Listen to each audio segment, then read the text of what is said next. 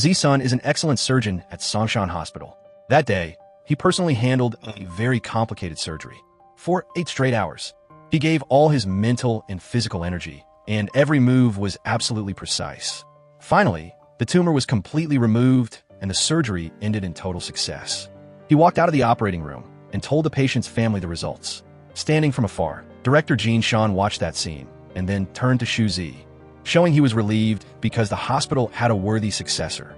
Shu Zi also confirmed that Zisun not only has rare medical talent, but also has a kind heart.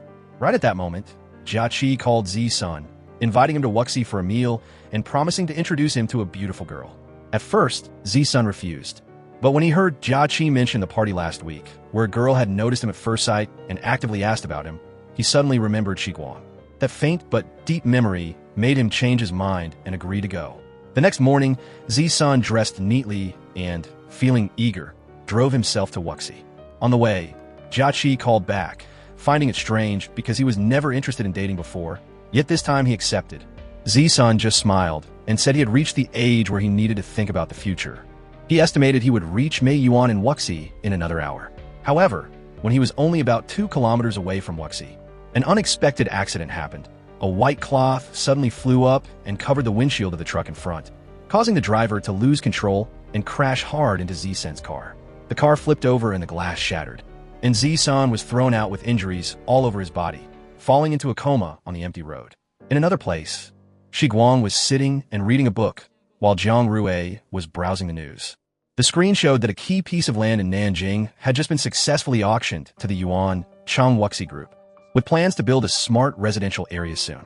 Jiang Rui accidentally mentioned that Shiguang's father had been to Nanjing and seemed unhappy about a previous party, which made Shiguang look confused that her younger brother cared about such news. Jiang Rui just said he saw it while scrolling, then heard the doorbell ring and asked Shiguang to open the door for the tutor. Shiguang only reluctantly went out because she was promised that the cooking and dishwashing would be done for her. But the moment she opened the door, she froze. The person standing in front of her was Zhuang Su, a guy so handsome he looked like he walked right out of a novel. Even though he asked a polite question, Shiguang barely heard him because her heartbeat was totally messed up by that face. 1 year later, in Nanjing, Shiguang sat in a taxi returning to Jiangning University after her internship. As soon as she got out of the car, a group of friends happily ran out to welcome her. Everyone was excited about her return. In the middle of the talking and laughing, Shiguang suddenly saw Zhuang Su walking over, and her heart fluttered once again. Si Jing noticed that Zhuang Su was with Yi Rong and got curious.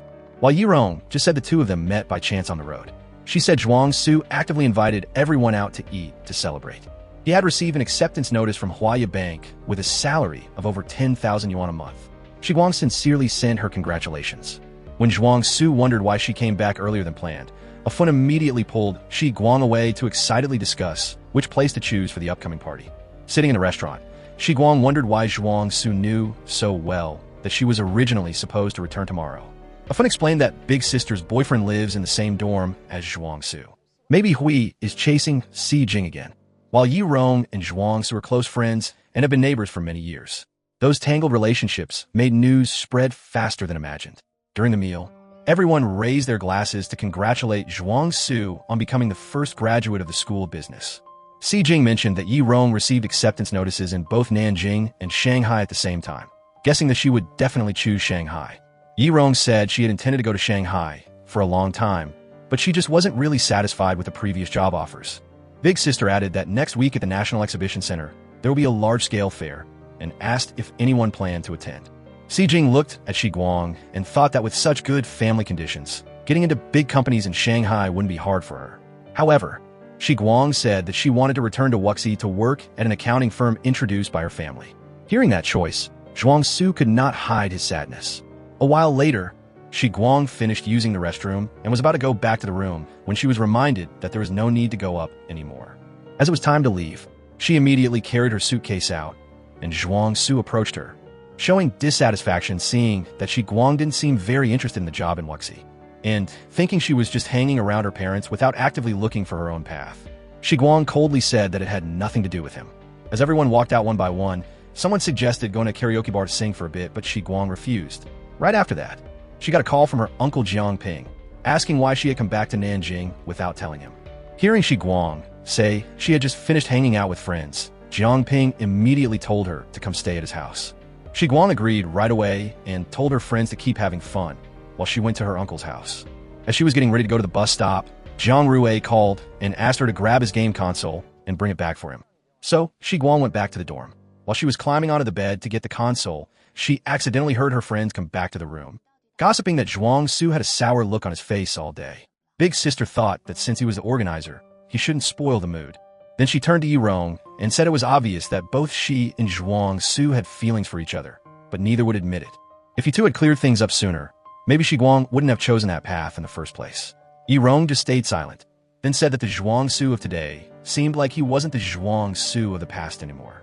After that, everyone invited each other to go back out and keep having fun. Right after that, Shi Guang also left the dorm and caught a bus alone to her uncle's house. On that familiar bus ride that she had taken countless times from freshman to junior year, Shi Guang was lost in thought. She used to think she would live at her uncle's house until she graduated college, until she met Zhuang Su during the winter break of her junior year.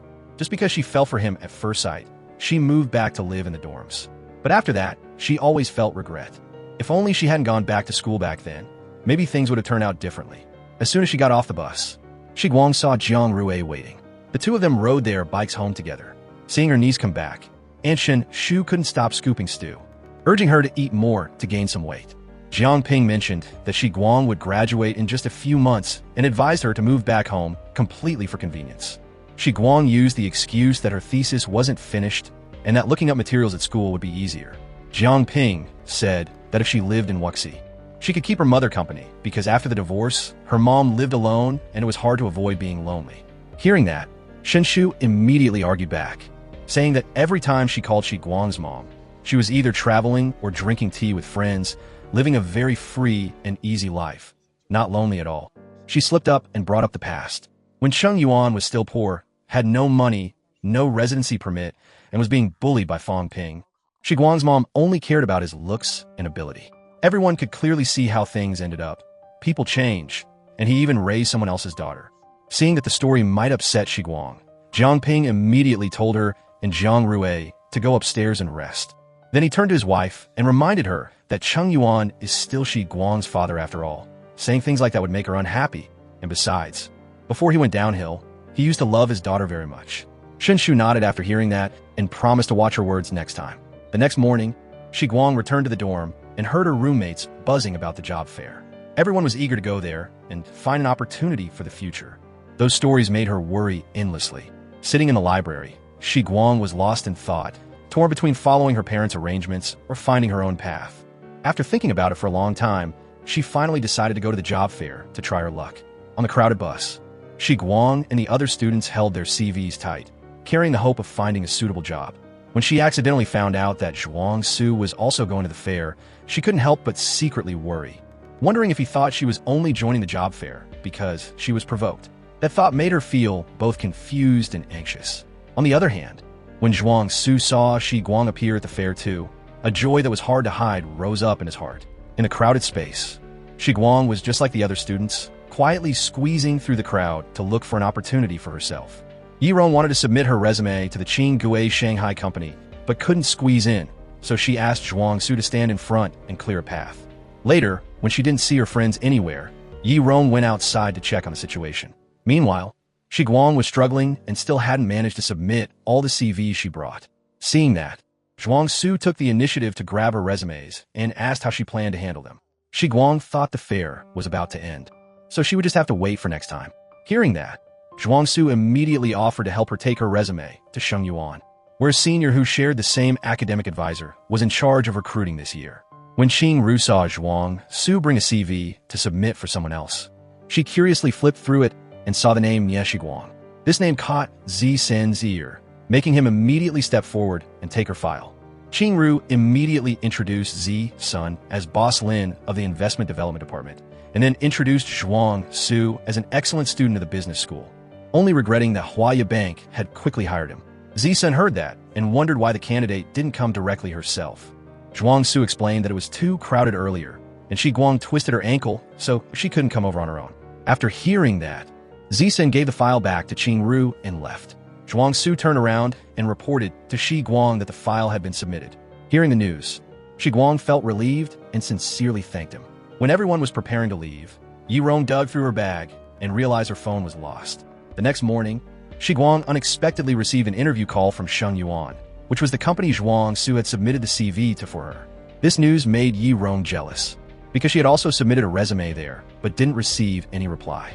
On the other side, Zisan received a notice that Boss Sheng had arranged for Shi Guang, Boss Nie's daughter, to interview next week. That information made him fall into deep thought for a long time. On the interview day, Shi Guang arrived at Sheng Yuan very early. She had prepared carefully for this meeting, from her outfit to her documents, and even expected answers. However, when stepping into the interview room, the recruiter only spoke briefly, saying that everything was mostly a formality because there were orders from the higher-ups. That made Shi Guang feel both relieved and confused. At the same time, in Sheng Yuan's high-level meeting room, the chairman was presiding over an important meeting. He decided to temporarily postpone the perpetual bond issuance plan. Sheng Bokai, the head of the group, also expressed agreement, thinking that currently cooperating with Yuan Sheng Wuxi Group is the top priority. Recently, Yuan Sheng successfully auctioned a piece of land in Wuxi and proposed cooperating with Sheng Yuan to build the city's first high-end smart residential area. The chairman then asked for Lin Zisen's opinion. He frankly analyzed that compared to continuing to expand production capacity, Sheng Yuan should focus on investing in technology. However, because the expansion was already rolled out before, the current sunk costs are very large. Regarding Yuan Sheng, if capital disbursement after urging is still not positive, they could consider the plan of increasing capital and expanding shares to dilute their ownership ratio. Regarding the Wuxi project, if you look at it from an angle of supporting the younger generation or as a social act, it could be seen as charity work. But from a purely commercial view, it doesn't bring clear benefits to Sheng Yuan. Even though Wuxi has potential, the market isn't strong enough yet. While the quality of resettlement housing is high, causing the investors' return on capital to drag on, the benefits Yuanqing offers are too small. Last year, they successfully auctioned a large piece of land in Nanjing with expected profits and a return on investment far exceeding this project. But they kept it for themselves to develop, showing a lack of goodwill in long-term cooperation. According to Zisan, continuing to cooperate like that will only waste Sheng Yuan's effort and indirectly help the opponent grow. Hearing this, the chairman smiled with full satisfaction. When Shi Guang returned, Afun immediately asked about the interview results. Shi Guang said things looked hopeful, but she still needed time to think more about it. That answer made Yi Rong unable to hide her jealousy, to the point where she lost her appetite. When Shi Guang cleared the dishes and took them out, Si Jing followed her to remind her that she had been too thoughtless just now. While Yi Rong still hadn't received any interview calls from Sheng Yuan, Shi Guang got called in and even said she needed to consider it further.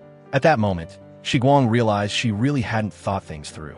That evening, Yi Rong went to Zhuang Su's house. When Zhuang Su just got home, his mother told him to go talk to Yi Rong. While she went into the kitchen to prepare food, Yi Rong frankly expressed her resentment about not receiving an interview invitation from Sheng Yuan forever, hoping Zhuang Su would help ask for the reason. The next morning, while Shi Guang was sitting in the library, she unexpectedly received a call from the HR department of Song Yuan Photoelectric Technology Company in Suzhou, inviting her to interview for an accountant position. That news made Shi Guang extremely happy. For the first time, she truly felt that she didn't need to rely on her parents' arrangements. Right at that moment, Si Jing texted Shi Guang to come to ZMO Pavilion because something was up. When Shi Guang appeared, she immediately noticed that the way everyone looked at her was strange. Yi Rong questioned her directly, assuming Shi Guang didn't feel guilty at all. Shi Guang was shocked and didn't understand what she had done wrong. Si Jing repeated that on Monday afternoon, Sheng Yuan had called to invite for an interview, and Yi Rong believed that Shi Guang was the one who answered that call. Shi Guang insisted she had never received such call, but Yi Rong didn't believe her at all. Facing that suspicion, Shi Guang reacted, saying that if what they said was true, it was like being falsely accused of intentionally hiding someone else's opportunity. However, Yi Rong insisted that if Zhuang Su hadn't called his senior to ask, she probably would have been completely fooled by Shi Guang. Seeing that, Shi Guang asked Si Jing to step up and clarify everything. Si Jing explained that Yi Rong was indeed on the interview list, but because her phone was stolen, the company could only call the dorm number. That afternoon, everyone went out, and only Shi Guang stayed behind sleeping in the room. So Si Jing asked her if she had answered the call and accidentally forgot to pass on the message. Shi Guang immediately insisted that she didn't receive any call at all, and clearly said that at that time, she had also left the dorm to go to the library. However, Yi Rong refused to believe it, because Qing Ru had said very clearly that the call happened at 2:30 p.m., lasted nearly 1 minute. and the person on the other end said they would help pass the message along after picking up. Facing that suspicion, Shi Guang still firmly denied it, insisting she didn't answer the phone and had no reason to do something hurtful like that. Yi Rong, out of anger, claimed that Shi Guang no longer liked Zhuang Su, and seeing that Sheng Yuan was near Huaya, she intentionally stopped her and Zhuang Su from being together. Si Jing stepped in to tell everyone to calm down, but Yi Rong still wouldn't let it go. Facing that pressure, Shi Guang frankly stated that if she really wanted Yi Rong to lose the interview opportunity, then Sheng Yuan wouldn't even need to call to notify her. Yi Rong thought that Shi Guang was thinking too highly of herself. In her frustration, Shi Guang immediately called Director Li, but actually she intentionally dialed the wrong number, just to prove that she wasn't doing anything shady. Right at that moment, Zhuang Su snatched the phone and discovered that the number she just called didn't exist, and he immediately said it in front of everyone. Yi Rong became even more sarcastic because of that, thinking that Shi Guang was just putting on an act, but Shi Guang still firmly denied it, snatched back her phone, and left. She walked away with tears falling because she felt so wronged. Before, Shi Guang had asked Yi Rong about her relationship with Zhuang Su, but Yi Rong only said they grew up together and that she herself didn't really understand Zhuang Su. That was why Shi Guang believed Zhuang Su was still single and gathered all her courage to confess her feelings. And even though she was rejected, she refused to give up. It wasn't until Xiao Feng told her that although Zhuang Su and Yi Rong weren't officially dating, the whole department knew they grew up together and their relationship was always ambiguous, that Shi Guang started to panic. She didn't believe it and immediately texted Zhuang Su to ask, but he didn't reply at all. Now Shi Guang sat alone sobbing, feeling that she had been too stupid from start to finish. When she returned in a dazed state, Jiang Rui saw her and teased that she was heartbroken again, and it looked like it was because of Zhuang Su. Shi Guang sadly slammed her bedroom door, threw herself onto the bed, and then suddenly remembered something. The next morning, she went to the library to find a way to investigate and clear things up. Even though she hadn't done anything wrong, Shi Guang was still being misunderstood. Rumors spread all over the school, making her not want to stay in the dorm anymore. Right at that moment, Yi Rong returned to the room, intentionally showing off an early birthday gift from Zhuang Su to Shi Guang, and hinting that sometimes there is no need to be too calculating. Shi Guang just coldly replied that a normal phone like that was nothing worth showing off. Yi Rong argued that even if it was only over 1,000 yuan, it was still a priceless treasure because a sincere person is hard to find. Shi Guang congratulated her and then left. A few days later, Xiao Feng returned to the dorm from her hometown and heard that everyone was blaming Shi Guang because they thought she answered the call from Sheng Yuan Group, but didn't. Tell Yi Rong. Xiao Feng immediately spoke up to confirm that the person who answered the call that day was her, and furthermore, the person on the other end only said they would call back and didn't ask her to pass on a message. After that, Xiao Feng called to explain everything clearly to Shi Guang. The next morning, Xiao Feng invited the counselor and classmates to a party, using that occasion to publicly clarify the truth. She stated clearly that because Yi Rong lost her phone, she missed the interview with Sheng Yuan. But the rumors about Shi Guang intentionally hiding the call were completely wrong. The person who answered the phone that day was Xiao Feng. Because she planned to go to Shanghai but forgot her ID card, she returned to the dorm and accidentally picked up the phone. Right at that moment, Shi Guang also stood up to prove that she had gone to the library that day and returned books on time, with a record and clear evidence. Xiao Feng continued to correct that the Sheng Yuan employee had said they would notify further. But she didn't understand why the company gave a different explanation when Yi Rong and Zhuang Su called back. Shi Guang clarified that because she had been to Sheng Yuan for an interview, she had the HR director's number and had asked him to help check. The results showed that the employee in charge of interview notifications forgot to contact Yi Rong a second time. When asked by the senior, fearing responsibility, his employee lied. Shi Guang even recorded the entire conversation with Director Li, including the employee's apology. She also solemnly declared that through this incident, she felt Sheng Yuan was unreliable and decided not to join that company anymore. Hearing that, everyone applauded in support. The party ended, and Dan Ji and Ifan proactively apologized for not standing up to defend Shi Guang the other day. She just gently said that she was also very confused at that time and couldn't blame anyone. After that, the news of Shi Guang being misunderstood and then vindicated quickly spread everywhere. Even so, Shi Guang was still gloomy because of her thesis. A few days ago, the teacher called her in for comments, giving her a bad feeling. Her friends reassured her that the teacher was just trying to scare her to make her more stressed. But Shi Guang still couldn't shake off the worry. On the other side, Senior Qing Ru called to tell Zhuang Su the whole truth. After hearing it, he was extremely sad for having misunderstood Shi Guang. Right at that moment, his mother walked over, advising him and Yi Rong to settle down soon, because the two of them grew up together since childhood. She also said that if Yi Rong's family no longer had power, she wouldn't have mentioned matching social status, and at the same time reminded him about buying the phone for Yi Rong during the interview incident. You also told the girl not to talk too much at school anymore. Yi Rong has done our family a favor. We should repay it. But the gift that came with this request, you more or less hurt Yi Rong. Zhuang Su didn't want to hear anything more at this moment. The next morning, with her heart pounding and legs trembling, Shi Guang walked to the thesis review session and unexpectedly ran into Zhuang Su right there. During the meeting with the advisor, Shi Guang was immediately criticized harshly. Not only was she the one who submitted the thesis the latest, but hers was also judged as the worst. With such quality, the teacher frankly stated that she was not eligible to participate in the defense and asked her to go back and prepare again, and wait until next year to start over. Zhuang Su intended to speak up to help, but Shi Guang firmly refused, not wanting him to speak for her. The advisor said all comments were clearly written in the evaluation and asked her to fix it. Accordingly, if the second draft still didn't pass, it definitely wouldn't allow her to participate in the defense. Shi Guang held her thesis tight and left with a heavy heart. In the elevator, Zhuang Su chased after her, hinting that he could help her. Shi Guang didn't reply, just silently walked out. Later, Si Jing asked about the thesis situation and tried to explain that Yi Rong had no bad intentions. She was just misled by the people from Shangyuan. Shi Guang disagreed. She reminded her that she was once in the dorm when Si Jing asked Yi Rong if she was afraid Zhuang Su would be stolen by her.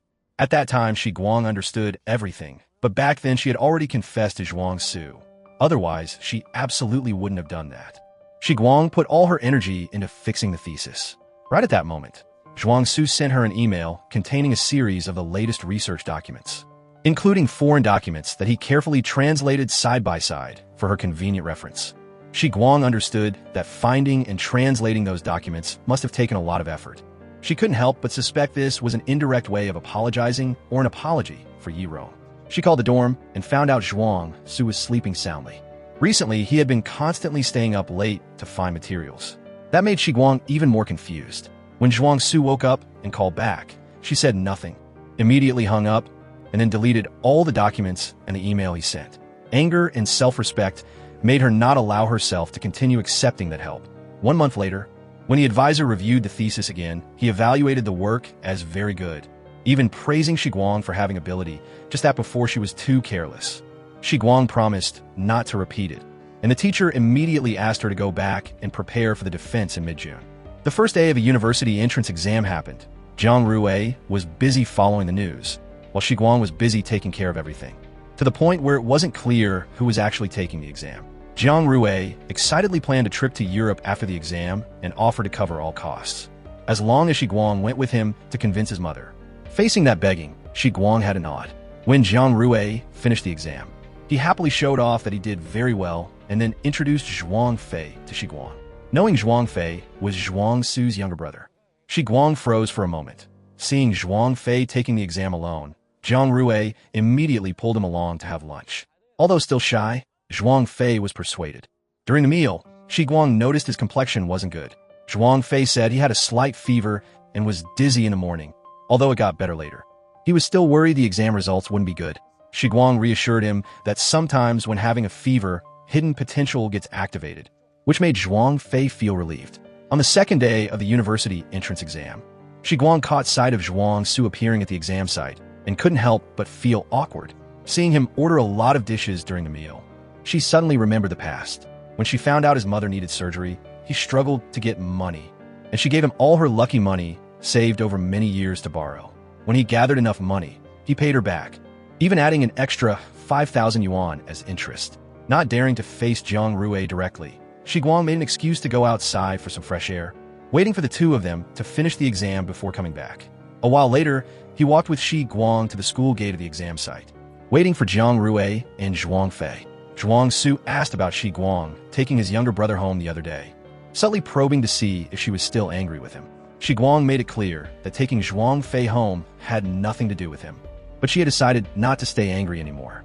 Right at that moment, the exam ended. Zhuang Fei and Zhang Ruwei excitedly ran out reporting that the test went very well. Zhang Ruwei suggested everyone go together because it was rush hour and hard to catch a ride. Zhuang Fei refused, saying today he had to go to Zenjiku because Yi Rong invited him to eat to celebrate finishing the exam. Shi Guang and Zhang Rui then left first. In the car, Shi Guang brought up the story from years ago when Zhuang Su's mother fell ill. She lent him 50,000 yuan. Zhang Rui still clearly remembered that at that time, there was only 49,200 yuan in her card, and the other 800 was borrowed temporarily from him. Shi Guang continued saying that not long after, Zhuang Su paid back 55,000 yuan, considering it 10% interest. So today he appeared just to return the favor for the meal she treated Zhuang Fei to the other day. Zhang Rui mentioned Zhuang Su sending thesis materials to Shi Guang. She explained that Yi Rong, who was close to him, had done something that hurt her. So Zhuang Su finding materials to help was just to apologize on her behalf. She affirmed that she absolutely didn't use those materials. The thesis was completed entirely by herself, and she was just waiting for the defense day. On the day of the graduation project defense, when Shi Guang stood presenting her topic, Zhuang Su also quietly showed up to watch, just listening to the thesis content. He understood that she didn't use the materials he sent at all. After finishing the defense, Shi Guang immediately returned to the dorm to pack her luggage to prepare to go home. Si Jing invited Shi Guang for a private meal, just the two of them. While tipsy on beer, Si Jing said that maybe Shi Guang didn't know she was always a topic for everyone to gossip about. Not being a local, but staying in the dorm, plus rumors about her family from old classmates. Then the story about Zhuang Su's mother being seriously ill and her immediately taking out a large sum of money. All of that made Si Jing feel clearly the distance between people for the first time. Returning to the room, Shi Guang told Afun that Si Jing was someone who always wanted herself to be comprehensive, so in front of anyone, she had to appear perfect. Afun was surprised that Shi Guang understood Si Jing so well, then said that this afternoon she had to go buy train tickets because her family had some business. And returning to Xiamen required many procedures. Shi Guang felt sad after hearing that. Afun just smiled and said they would see each other again later. 4 years of college came to a close, everyone officially graduated and stepped onto a new path. Afun said goodbye to friends to go back to Xiamen. Everyone went to see her off at the train station. Zhuang Su's group was also there. The farewell was full of tears because Xiamen is too far from Nanjing, and the chance of meeting again in the future became slim. While waiting for the bus back to the dorm, because it was too crowded, Shi Guang couldn't squeeze on. She told everyone to go ahead, and she would wait for the next one. Zhuang Su appeared right then, saying that this was already the last bus. Shi Guang wondered why he was here. Zhuang Su said he was standing behind her, so if she couldn't get on, neither could he. Right at that moment, Zhuang Su got a call from Yi Rong and said he couldn't get on the bus and was with Shi Guang. That way of speaking made Shi Guang feel uneasy. She suggested catching another car back, but she only brought a few coins Xiao Feng gave her for the bus. Even though Zhuang Su had money, he still said he didn't bring any and suggested walking with her. On the way, Zhuang Su asked why Shi Guang didn't consult the documents he found. She answered that those documents didn't fit the flow of her thesis. Zhuang Su was surprised, while Shi Guang didn't speak her true thoughts. After walking a bit, she said she couldn't walk anymore. Zhuang Su looked at her high heels, thinking she only cared about looking good and not about walking comfort.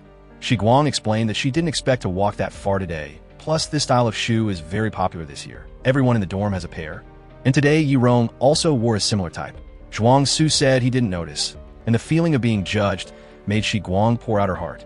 She thought he found her an eyesore, lazy, and spoiled. She told him that when she was little, because her parents were busy, she was sent to the countryside to live with her grandma, but still lived very well. She admitted she was a bit lazy, that it was her nature and she just wanted to live happily without bothering anyone. To her, if there was a bunch of grapes in front of her, she would eat the big one first, because if she ate the small one first, she wouldn't have any interest left for the big one. Zhuang Su said that he used to have a very big grape, but he made it angry and it left. Hearing that, Shi Guang immediately thought of Yi Rong and assumed that person would come back. Zhuang Su was happy because of that sentence, thinking that Shi Guang understood his heart, but unexpectedly she understood it as him having feelings for Yi Rong. That misunderstanding made Shi Guang completely believe that she was truly a stupid girl. Back at the dorm, after hesitating for a moment, Shi Guang told Zhuang Su that if he kept his hair shorter and wore white clothes, it would suit him very well. Zhuang Su happily agreed and smiled as he left, still holding on to hope for the two of them. Right at that moment, Shi Guang stepped out onto the balcony, called him back, and waved one last time as a goodbye to her young love. She told herself that from now on, she wouldn't love Zhuang Su anymore. That night, one person thought about the day they would meet again, while the other looked toward the future. As soon as the exams were over, Zhang Rui dragged his suitcase and forced Shi Guang to go on a trip to Europe with him. Shi Guang was afraid of flying, so as soon as she sat down, she tightened her seatbelt. A past encounter with turbulence had become a fear she couldn't erase. After landing, Jiang Rui dragged her everywhere to go sightseeing. He said that the experience course at Cambridge wouldn't start until next week. They went early because he was worried Shi Guang might get post-graduation depression. So he wanted to change the environment to help her relax her mind. Hearing that, Shi Guang immediately hugged Jiang Rui and sincerely thanked him. She said that over the past few days she had realized one thing. No matter how much beautiful scenery you look at, in the end, you can only pass by and leave, and you still have to turn around and keep walking on your own path. 2 months later, Mrs. Jiang Yun, Shi Guang's mother, was looking at photos of her daughter and reminded her that it was time to get a proper job. A few days ago, the company called to ask if she wanted to start working. Shi Guang said she had received acceptance notices from a company in Suzhou and 2 or 3 companies in Nanjing. But only the company in Suzhou scheduled her to start working right in September. As for the other companies, they said they would notify her later when there was a vacancy. Mrs. Jiang Yun asked which company it was in Suzhou and found out it was Song Yuan Technology. She immediately explained that before she and her husband divorced, Yuan Cheng invested in this company, holding a 49% stake, while Sheng Yuan held 51%, which is why it's called Song Yuan. When Shi Guang was still in Europe, her father came to see her mother, hoping she would come back to work at Yuan Cheng and become a successor. Shi Guang immediately went to the Yuan Cheng group to meet her father. While Niecheng Yuan was discussing business, he received a call from his daughter and immediately went out to see her. He pretended to be angry and asked why she didn't bring a gift back for him after a trip to Europe, and why she didn't come to check out the company, because later on, the company would be hers too. Shi Guang brought out the gift, and seeing the scarf his daughter prepared, Niecheng Yuan happily said he would pay her back 10 times its value, and then asked about her mother. Shi Guang said that her parents had spoken on the phone, but recently her mother had many pursuers, and there was even someone who came from Nanjing to Wuxi. She even joked that her mother might remarry before him. Sheng Yuan immediately emphasized that he would not remarry. His old friend was in poor health and wouldn't live long, and the relationship between him and that person was completely innocent. Shi Guang resentfully blamed her father, saying that he said before that she wouldn't live long. And now that she had graduated from college, she was still hearing the same thing. Are you two playing an endless extension game? Sheng Yuan sighed and said that he had scheduled to meet her today to discuss work. He reminded her that Shi Guang had submitted her application to Sheng Yuan, and now that she was back in the country, she should get ready to start working. But Shi Guang said she didn't plan to go because she felt like it wasn't meant to be. Sheng Yuan said then, come work at his place, since his career would eventually have to be handed over to her anyway. If her mom agreed, it meant she didn't object. Shi Guang looked at her father's face, remembering the memories when the family was still happy and warm. With tears in her eyes, she said that everything used to be good, but now she only listens to her mom. If her mom objected, she wouldn't go, and then she went back to talk to her mother. Hearing that, Mrs. Jiang Yun asked if the relationship between her father and mother hadn't broken down. Would she have gone to Yuancheng to work? Shi Guang replied that she would listen to her parents, but she felt a bit vague and didn't have a firm goal. Mrs. Jiang Yun advised that people with firm goals who persist in achieving them are actually a minority, so she didn't need to be so hard on herself. She didn't approve of her going to work at Yuancheng because she didn't want her to get caught up in a complicated environment, torn apart by the relationship between her parents, but when she was mature enough, things could be figured out later. Shi Guang was advised to go to Suzhou because that was a job she found herself. At the same time over at Sheng Yuan, Boss Song brought Zhuang Su to meet some high-level leaders to make future work smoother. Here, Zhuang Su accidentally ran into Z Sun again. Boss Song introduced the plan that the team had prepared with the lowest interest rate in the industry. Boss Sheng praised Zhuang Su for being excellent, saying that luckily they had this handsome guy today, otherwise he would have been snatched away by others. He also introduced Boss Lin, who was in charge of the investment development department, so everyone could get to know each other. Zisun remembered that manager Zhuang looked familiar. It turned out that half a year ago, when he went to Nanjing for recruitment, they had met once. At that time, manager Zhuang submitted an application to help another classmate, but he didn't know if that classmate eventually came to Sheng Yuan or not. Zhuang Su replied that she had gone to study abroad. Shi Guang arrived in Suzhou and started work at Song Yuan Photoelectric Technology Joint Stock Company. As soon as she arrived at the company, she was led by manager Oh Chi Chi to tour the entire facility. Boss Wu saw Shi Guang and immediately praised her good education, reminding her to try to develop her abilities. He also assigned Oh Chi Chi the task of guiding Shi Guang to get used to the financial system and company rules, and arranging for her to go down to the workshop to practice for a few days to master the work. Right after that, Shi Guang moved into the housing arranged by the company. Here, she got to know 2 new colleagues, Jie from the management department and Wan Yuhua from the marketing department. The two of them enthusiastically helped her unpack her things. When Yuhua wondered why a new graduate started working so late, Shi Guang explained that the recruiting company only accepted people in September, so she had spent 2 months traveling. Jie looked regretful and said that if she had known beforehand, she would have also gone out to have fun before starting work. Shi Guang teased that Jie was an indispensable talent for the company, making her face light up instantly, and she immediately invited Shi Guang to go eat. Jie also introduced the company canteen, where if you eat for a long time, a person could gain up to 3 kilos in a month. Over the next few days, Shi Guang focused on learning and getting used to the job. She was very lucky to have enthusiastic colleagues guiding her, so the start of her career went smoothly.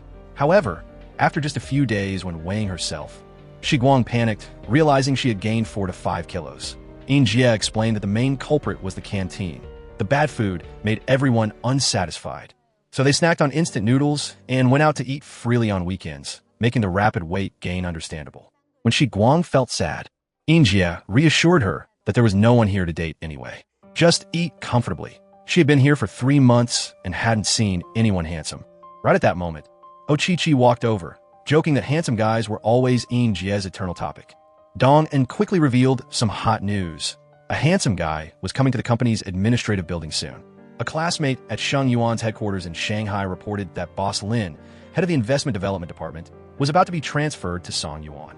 He was still single and used to be a neurosurgeon at the most high-end hospital. Hearing about a handsome guy, Jie's eyes lit up. Shi Guang wondered if since he was both a doctor and a department director, he must be middle-aged, which made Jie frown and stop daydreaming. After the meal, Jie invited Yuhua and Shi Guang back to the room to snack and watch movies. However, the internet in the dorm wasn't fixed yet, so the movie wouldn't load. Unwilling to give up, Jie suggested playing rock, paper, scissors. Whoever lost had to take the computer to the office to download the movie. Shi Guang unluckily lost and immediately hugged the computer, running to the office. When she entered the room, everyone had left and only Shi Guang was there alone. She bent down to check the network cable under the table when she suddenly saw someone walk over and turn on a light switch. Shi Guang was scared and didn't dare breathe loudly. Looking up, she saw Zisun standing there, extremely surprised because he didn't understand what she was doing. Shi Guang immediately stood up, cautiously saying that she seemed to have never met him and asked if he surely wasn't a company employee. Zisun carried a bit of sulkiness, and his cold attitude made Shi Guang completely confused. That uncomfortable feeling followed her all the way back to her room. Afterward, Shi Guang recounted what just happened to her 2 friends. While clearing the cash in the office, she suddenly saw a man appear behind her and then quickly leave, which was extremely strange. Shi Guang thought for a while and then assumed that person must not be a company employee, otherwise she would have definitely had an impression. The next morning while Shi Guang was working, she received a text from Jie reporting that the new deputy general director had arrived, with an appearance so outstanding it caused a stir. Hearing that, Shi Guang immediately went to Jie's room. Jie teased her for being too curious, but Shi Guang quickly reminded her of the work in the afternoon. Both of them had to go study at the factory. The finance department sent Shi Guang to participate, while the management department sent Jie. At this moment, Jie suddenly remembered the important matter, almost forgetting it because she was distracted by the new leader's appearance. The moment Shi Guang ran into Zisun, she was stunned to realize he was the newly appointed deputy general director, and also the man she had met the night before in the company. That coincidence made Shi Guang panic, only feeling that this time she was truly in big trouble. While Shi Guang was preparing to go to the factory area, the finance department unexpectedly discovered the books didn't match. Through comparison, everyone determined that a payment to a supplier before the holiday had been mistakenly transferred from US dollars to RMB. Shi Guang recalled that day when everyone had left work. Only she and Chi stayed behind when the purchasing department staff rushed in demanding urgent processing. Thinking of this, she immediately returned to the office. The atmosphere in the finance department at this moment was extremely tense. Du Cheng from the purchasing department appeared, dumping all responsibility on the finance department, claiming that this irresponsibility caused the serious problem. Chi retorted in frustration, affirming that the original documents sent by the purchasing department clearly stated US dollars, and there were no errors in the system either. However, Du Cheng produced a copy of the contract, which stated the currency unit was RMB, and then accused the finance department of not cross-checking carefully. He also questioned who the person who signed and stamped it was. Shi Guang was just about to step forward when Chi took responsibility, explaining that she was the one directly processing it. As for Shi Guang, She had just started the job and wasn't familiar with the process, so she only stepped in to stamp it due to the urgent request that day. Shi Guang also affirmed that if there was a personal fault, she was ready to accept it, but she absolutely did not accept dumping all responsibility on the finance department. Du Cheng immediately sarcastically said that even taking her whole year's salary wouldn't cover that amount. Meanwhile, at the factory, Boss Zhang was taking Zi-sun on a survey and recounting the company's difficult development journey, from the favorable early years to the 2008 economic crisis, then continuing to be hit by anti-dumping tariffs causing the European and American markets to almost collapse. The company only survived thanks to a few domestic projects. Zi-sun frankly assessed that the situation of the photoelectric industry in recent years was extremely worrying, and at the same time shared that before coming here, he had been instructed by his grandfather to learn a lot. When asked why he proactively requested a transfer from the headquarters to Songyuan, Zi-sun said that neither he nor Boss Zhang opposed expanding production, only the unreasonable construction progress. This transfer was because he realized the opportunity had arrived. Looking at the overall history of the global photoelectric industry development, from major plans in the US to Germany's renewable energy policies, he believed that the driving force for this industry always came from strategic high levels. And this was a moment not to be missed.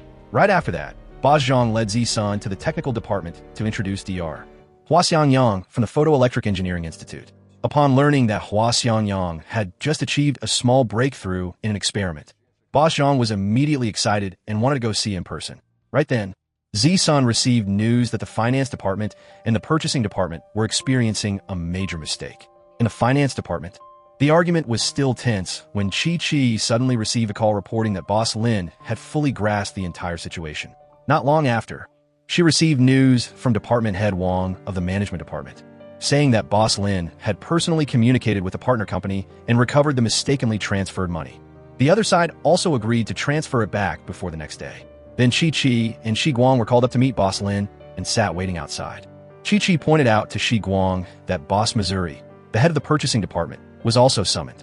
Shi Guang observed that he had an arrogant look on his face, seemingly not having much respect for Boss Lin. Seeing Chi so stressed it showed clearly on her face, Shi Guang offered that if Boss Lin asked about responsibility later, she should just blame it all on her. However, Chi refused, thinking that a person must speak the truth to have a clear conscience. Not long after, Boss Missouri came out of Zi-sun's office. His attitude still extremely arrogant. He blatantly made sarcastic remarks about the finance department, claiming that the recruited personnel only caused trouble, and even uttered heavy insults, implying that if the money wasn't recovered in time, the consequences would be unbearable. Right at that moment, Zi-sun appeared and coldly stopped the excessive words. Boss Missouri then turned to criticize Zi-sun, assuming that since he originated as a doctor and switched to management, he definitely wasn't skilled in HR. After that, he also insinuated a threat to Shi Guang, saying that when Boss Wu returned, she would soon be fired. Immediately after that, Zi-sun made the decision to transfer Shi Guang, stating that she was no longer suitable for finance-related work and would move to work in the management department from now on. Hearing this, Shi Guang couldn't hide her sadness. But Chi advised that moving there wasn't necessarily bad. At least working under Boss Lin, Boss Missouri would have to be somewhat wary. Not long after, Shi Guang officially moved to the management department. Injia immediately took her around to greet and get to know everyone. The department head saw Zi-sun coming out and asked for his opinion on arranging work for Shi Guang. Since the records room had been short-staffed for a long time, he proposed assigning this task to her, and Zi-sun agreed. Right after that, Injia took Shi Guang to the file sorting room.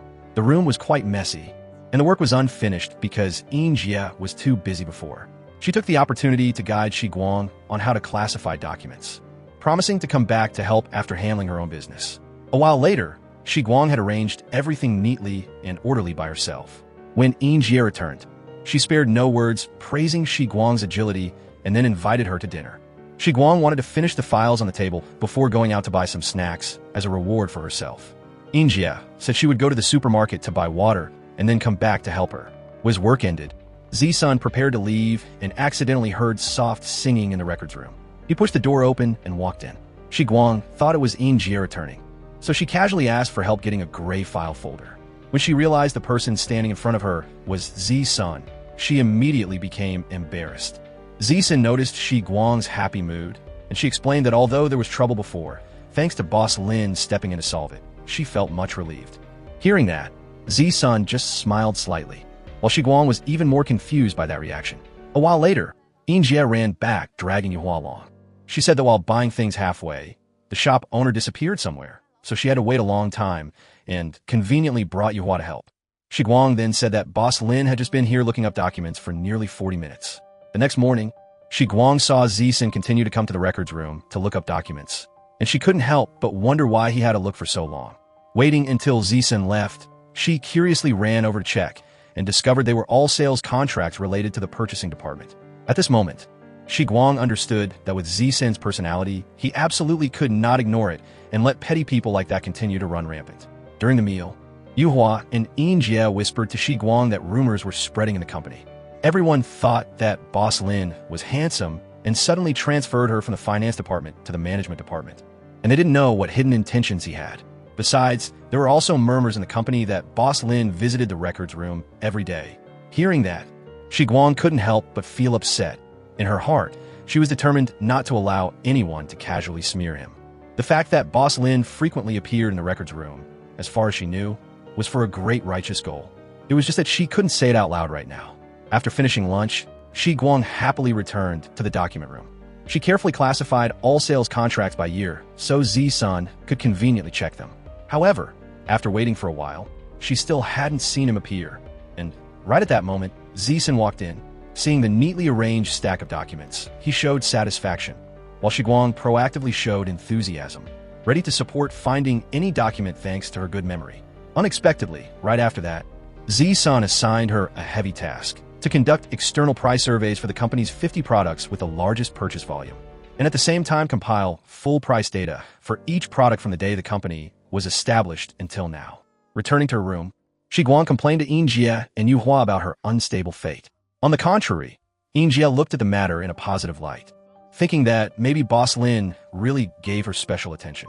Just like familiar plots in TV dramas and novels, where the female lead just enters the company and gets noticed by the boss and transferred to work under him. Shiguang completely didn't believe in that romance novel script. In her heart, she only thought Zisun was intentionally making things difficult. She decided that after finishing this task, she would ask for a few days off. After putting all her effort into completing the work, Shiguang immediately brought the results to report. She used phone calls and emails to survey prices, while keeping her identity secret. Not letting any partner know she was a Song Yuan employee. She compiled prices over the years from many suppliers for each product type, fully entered the company's average transaction price by year, and marked and read the items with a difference exceeding 10%. That carefulness was acknowledged by Zisun. Taking this opportunity, Shiguang submitted a request for 3 days off with the reason of not feeling well. But the request was immediately rejected. She walked out, unable to hide her frustration and resentment. That evening, when Shiguang, Injie, and Yuhua returned to the dorm, the three of them discovered a new employee had moved in. This made Injie wonder, because previously the dorm management department had promised that if there were empty rooms, they would prioritize arranging them for them. The next morning, Yuhua called Shiguang and Injie into the room, saying she had heard that the person who moved into building number 1 the day before was a new employee of the purchasing department and was also a relative of Boss Missouri. This news made Shiguang and Injie extremely resentful. Shiguang immediately wanted to go find Zisun to report it, because Boss Lin's position was higher than Boss Mo's, plus the three of them had nothing to do with the purchasing department, so there was no need to be afraid. However, Yuhua and Injie worried that action would make Zisun think they were unreasonable. Finally, Shiguang proposed writing a complaint letter and she would stand up alone to find him. But Injie didn't agree, thinking that if they didn't go, fine. But if they went, all three must go together. Back in the office, Shiguang patiently waited until Zisun finished the meeting. As soon as she saw him step out, she immediately rushed forward looking for a chance to talk privately. Zisun went back to his office and asked Shiguang to close the door. She reported discovering some arrangements violating company regulations. If not corrected in time, it would affect the general reputation. Even though Injie and Yuhua joined the company earlier, the logistics department prioritized arranging dorm building number 1 for the new employee. Hearing that, Zisun immediately called Boss Dong to his office. After understanding the situation, Boss Dong hurriedly apologized and explained that when receiving the request, he meant Boss Missouri, so the mistake occurred. Right at that moment, Zisun received a call from Boss Missouri. He frankly demanded handling it according to company regulations, otherwise it would be hard to convince everyone. Boss Dong promised to rearrange the dorm, but in reality, there was only one empty room with 2 beds. While Shi Guang's room had 3 people, Zisun decided to let the other 2 move to the empty room, and Boss Dong immediately went to arrange it. Then, Zisun said Shi Guang had once had a real-life experience trip, so surely she wouldn't mind living in a place close to the residence. This made her extremely resentful, so she immediately called Jiang Rui to complain. Jiang Rui thought that since Zisun was transferred from Sheng Yuan's headquarters, knowing about her was normal. He also mentioned the internal situation of Sheng Yuan over the years with fierce infighting. The family head was about to choose a successor, and factions were intertwined, so it was very likely she was being affected. However, Shi Guang didn't believe Zisun was someone who would take out his anger on others for power struggles. On the contrary, she felt he was quite upright and honorable. Hearing that, Jiang Rui just guessed that maybe she had left a bad impression. Shi Guang suddenly remembered crawling under the table and the incident in the finance department, and couldn't help but think that possibility might also be true. When Yin Jie met Shi Guang, she expressed guilt because Shi Guang stood up to solve the problem, while the beneficiaries were them. Shi Guang affirmed that meeting Boss Lin was a personal decision. Moreover, the fact that he frequently assigned work to her made her want to create more work for him too, completely unrelated to Yin Jie and Yuhua. Regarding who got to stay in building number 1, it had to be based on the order of joining the company. If she stayed, it would be unreasonable. After saying that, Shi Guang urged Yin Jie and Yuhua to quickly pack up and move. At the same time, at Huaya Bank, Bosong assigned Zhuang Su the task of contacting Song Yuan Suzhou for appraisal before lending, because a few years ago, Sheng Yuan had invested in this photoelectric company. Yin Jie and Yuhua arrived at the new dorm, seeing that the place was more spacious and even had a fridge and washing machine, so they were extremely excited. Even so, Yuhua was still worried Shi Guang would be blamed by Boss Lin, but she just said she would limit her appearances in front of him. The next morning, Department Head Shin reported to Zisun that Huaya Bank would come for a field survey. Upon knowing the person coming was Zhuang Su, he decided not to receive him and assigned the finance department to handle it. Then he asked about Shi Guang and was informed that the management department was coordinating with the finance department for a general factory inventory. Shi Guang proactively asked to participate, and it would take a few days. Hearing that, Zisun pondered and said nothing more. On the Huaya side, after reviewing Song Yuan's financial situation, Zhuang Su said that in the report meeting, he would emphasize the company's solvency. Boss Wu thanked him and invited him to eat at the canteen, but Zhuang Su refused because he had to rush back to Shanghai for a group meeting. While resting after work, Shi Guang heard the news that Zhuang Su had come to the finance department and immediately froze. She made an excuse of having work to return to the office, running with all her might, constantly telling herself that it had been a long time since she thought of that person. Thinking time could erase everything. While she was running busily, that image accidentally caught Zisun's eye. Shi Guang suddenly stopped, hesitated for a long time, then decided not to go meet him. Turned her head, intending to return to the factory, but ran into Zisun again. Seeing her leave her position when she was supposed to be at the factory, he assigned her to be in charge of the inventory from now on. Even though resentful, Shi Guang still had to accept. Later, Boss Wu told Zisun that Huaya only sent a young person with a low position who left in a hurry, fearing the possibility of disbursement wasn't high. Zisun thought there was no need to force it with Huaya, because the discussion with the XIN today went very smoothly, the cooperative attitude was clear, and he requested Boss Wu to continue promoting the specific plan. Zisun stood in the office, his eyes unconsciously stopping at Shi Guang's desk, his heart heavy with thoughts. At the factory, Shi Guang was still working tirelessly. While arranging goods, a colleague carelessly dropped a box, hitting her head, causing her forehead to be scratched. In the evening, Yuhua carefully applied medicine for Shi Guang, and Yin Jie didn't forget to remind her to pay more attention to safety tomorrow. The inventory work had been completely assigned to Shi Guang by Zisun, so in the following days, she had to constantly go down to the factory, climbing up and down between the rows of goods, tired to the point of exhaustion. Once, while stepping down the stairs, she unfortunately slipped and fell, her whole body aching. Even so, Shi Guang still tried to run back to the office to submit the week's inventory list, finishing the work before being allowed by the department head to rest temporarily. Returning to Yin Jie and Yuhua's dorm, Shi Guang was so tired she collapsed on the bed, asking her 2 friends to go into the city to buy some food for her. Knowing that the next day, Yin Jie and Yuhua planned to go to Shanghai to play, she also had the idea of tagging along to relax. The next morning, all 3 sat waiting for the bus in a sluggish state. Shi Guang just felt incredibly sleepy. Just then, Zisun drove by and conveniently gave them a ride since it was on his way. Yin Jie joyfully pulled Shi Guang into the car, even though she wasn't very willing, and Yin Jie even arranged for Shi Guang to sit in the front seat. hoping she would take the chance to build a better relationship. Shi Guang was both shy and awkward, reluctantly sitting down.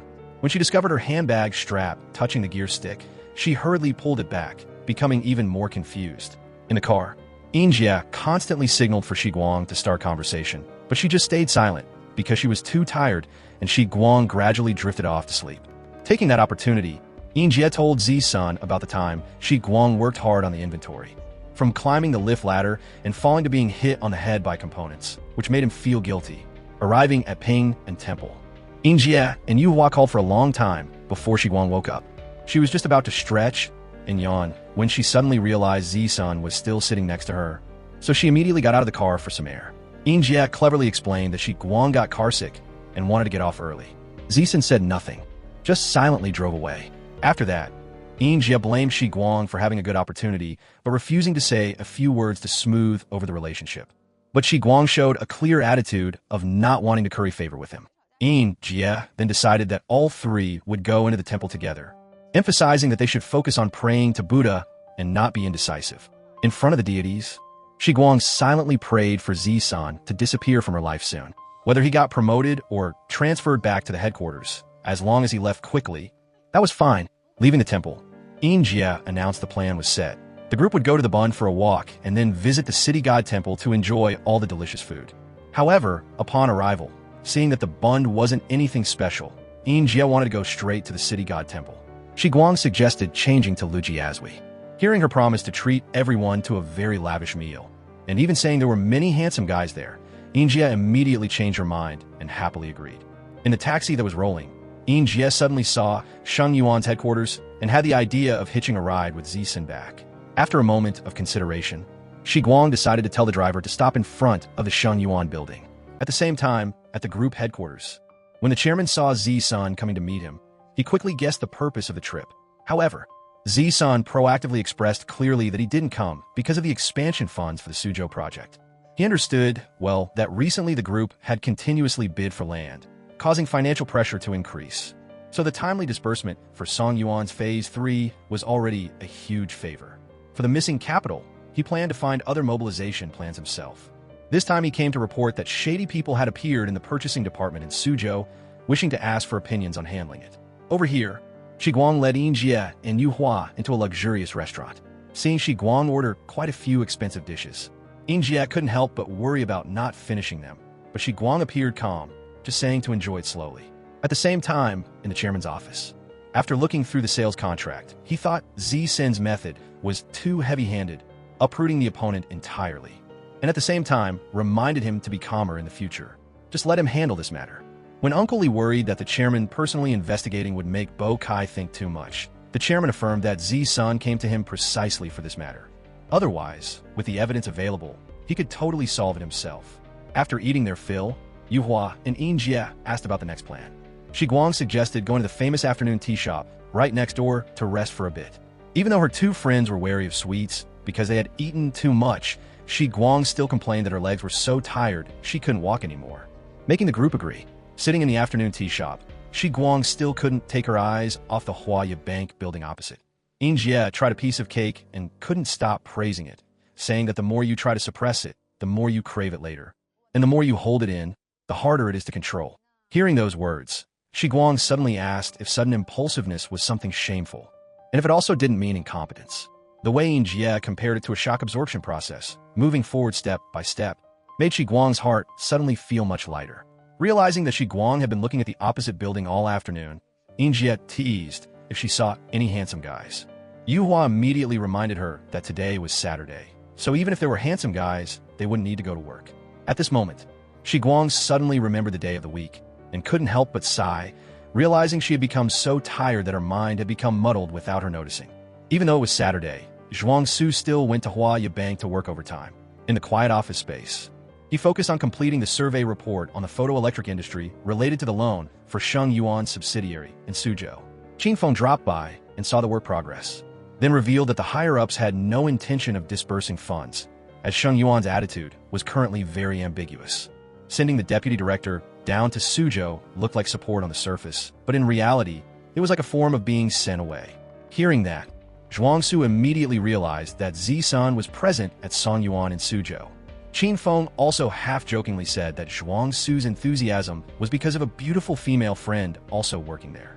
Zhuang Su just smiled perfunctorily and then quickly left, heading to the tea shop to meet Yirong. Unfortunately, Shi Guang's group had already left the shop earlier. Zhuang Su curiously asked Yirong about the trip to Nanjing yesterday and the reason for returning early. Yirong said because there was a team-building activity the next day. She hurried back right after eating and at the same time gave him a few things his mother sent. To thank her, Zhuang Su invited Yirong for coffee. She wanted to order the strawberry Napoleon cake, but was informed that the previous group of customers had bought it all and taken away all the remaining cakes. Having to choose another dish, Yirong suddenly remembered Shi Guang, because she also liked this type of cake very much before. While chatting, Yirong subtly probed to see if there were any changes in Zhuang Su's life recently, secretly wanting to know if he had developed feelings for anyone yet. Zhuang Su only said that currently he wanted to focus on making money and establishing himself in Shanghai, temporarily not thinking about other things. Actually, the group that bought all the strawberry Napoleon cakes in the shop was Shi Guang and her two friends. They bought them as gifts for colleagues. When the three stepped out to catch a car back, Shi Guang still couldn't help but look back towards Huaya Bank where Zhuang Su worked. Right at that moment, Zisen drove by and accidentally saw Shi Guang waiting for a car on the side of the road. The taxi had arrived, but Shi Guang still hesitated, not wanting to get in yet. In that short moment, she suddenly realized she had met countless strangers in this city, only unable to meet the person she wanted to meet most. She knew he passed by this place every day, knew he was somewhere in this large city, maybe just a street away, maybe just a moment away. However, right now she couldn't meet him, and he would never know that someone had once stood here silently imagining that meeting. Thinking so, Shi Guang sighed softly and got in the car with everyone to return to Suzhou. Meanwhile, Zi-sun went to the hospital to check the condition of his left arm. He said he was still practicing rehabilitation exercises, but by the third movement, his hands started shaking and sweating. The doctor advised him not to rush. Practicing once a day was enough. On the way back, Zi-sun saw a motorbike rushing towards an old woman. He immediately rushed over to push her out of danger. The next day, during a meeting, Shi Guang received news that Zi-sun had had an accident in Shanghai. She was shocked and worried incessantly. Before, she had prayed to the deities for him to disappear from her life quickly, but she didn't expect things to unfold this way, making her feel extremely tormented and guilty. Boss Zhang announced that Boss Lin had injured his leg and needed to rest at home for a while, but someone was still needed to bring documents once or twice a week. Shi Guang immediately accepted this task. She used the excuse of wanting to improve the already bad impression in Boss Lin's eyes, but deep down, it was her way of soothing the guilt weighing heavily on her. Not long after, Shi Guang went to Zi-sin's house to deliver documents. She asked about his condition through Mrs. Chun and learned that the injury wasn't too serious, only slightly affecting an old injury. Currently, the doctor didn't allow him to walk much or stand for too long. Hearing that, Shi Guang secretly panicked, feeling both scared and regretful, thinking that her prayer had come true in the worst way. She didn't dare face Zi-san directly, so she asked Mrs. Chun to help pass the documents. However, Zi-san still allowed Shi Guang inside. She tiptoed in to deliver the documents and was then asked to wait in the living room. More than 2 hours passed in boredom and tension. Finally, Mrs. Chun brought the documents out and instructed that the next day, Shi Guang needed to bring more files from a list. The next morning, Shi Guang immediately prepared all the required documents. While sitting outside waiting, she realized she forgot her phone. So she asked permission to browse a few magazines on the tea table. But what was there were only medical journals. Mrs. Chun brought fruit out for Shi Guang, casually mentioning that the stack of magazines on the table had been ordered by Mr. Lin from before. This time returning to Shanghai, she conveniently brought them along. Not sure if he still read them now or not. Mrs. Chen added that Zi-sun was an extremely outstanding person, always a genius in everyone's eyes. But her sentence stopped midway as she went back inside, leaving a silent curiosity in Shi Guang's heart. Sitting alone in the living room with nothing to kill time, Shi Guang blanked out while eating fruit. In just a moment, the fruit plate was nearly empty. Looking at the few remaining pieces, she didn't dare to eat more for fear of being judged as impolite, so she put them down. Then she tiptoed to the glass door, peeking into the office to see if Zi-san had finished reading the documents yet. Unexpectedly, right at that moment he looked up, catching her eye. Shi Guang reluctantly walked in. Zi-san said that the next afternoon, Mrs. Chun had to return to Shanghai. So for now on, she needed to open the door herself. Later, Mrs. Chun would give her the spare key. Shi Guang hesitated, feeling that holding her boss's house key was somewhat inappropriate. But when her eyes unconsciously stopped at his injured leg, she finally nodded in agreement. Leaving Zi-sin's house, Shi Guang couldn't help but tell herself that she had to come again tomorrow, counting it up. It was 3 consecutive days going in and out of Boss Lin's house, not knowing if her colleagues would get suspicious. Sure enough, as soon as she returned to the office, she was asked by colleagues to bring another stack of documents to Zisen's house. The next day, Shi Guang hurriedly hugged the pile of documents to his house, delivered them, and then continued to sit and wait for him to process them. While free, she noticed a few soybeans on the desk, unclear what they were used for. Turning to see his water glass was empty, she stood up intending to pour more. But when she went into the kitchen, she discovered there was no ready water in the house, so she had to turn back and announce she had to boil more. Zisen just silently nodded. When Shi Guang brought the glass of warm water back, Zisen suddenly mentioned the feeling of guilt she had carried since the first day she appeared. Those words made Shi Guang confused. A thought flashed through her mind that couldn't be spoken, that she couldn't possibly admit she had prayed in the temple, right? Hoping he would disappear. But she didn't expect things to turn into an accident like this. Seeing Shi Guang silent, Zisen mentioned that this was the second time he had an accident. The car accident years ago had almost caused his career to collapse. If this accident could trigger some distant memory in her, he would feel very happy. Shi Guang didn't clearly understand the hidden meaning in those words. Nor did she realize that he was angry because she didn't seem to care at all about the fact that he had previously had an accident because of her movie date appointment. The suppressed emotions made Zisen coldly ask Shi Guang to leave, and at the same time told her to leave the key, no need to come any more later. Shi Guang was bewildered, completely not understanding where she had unintentionally offended him.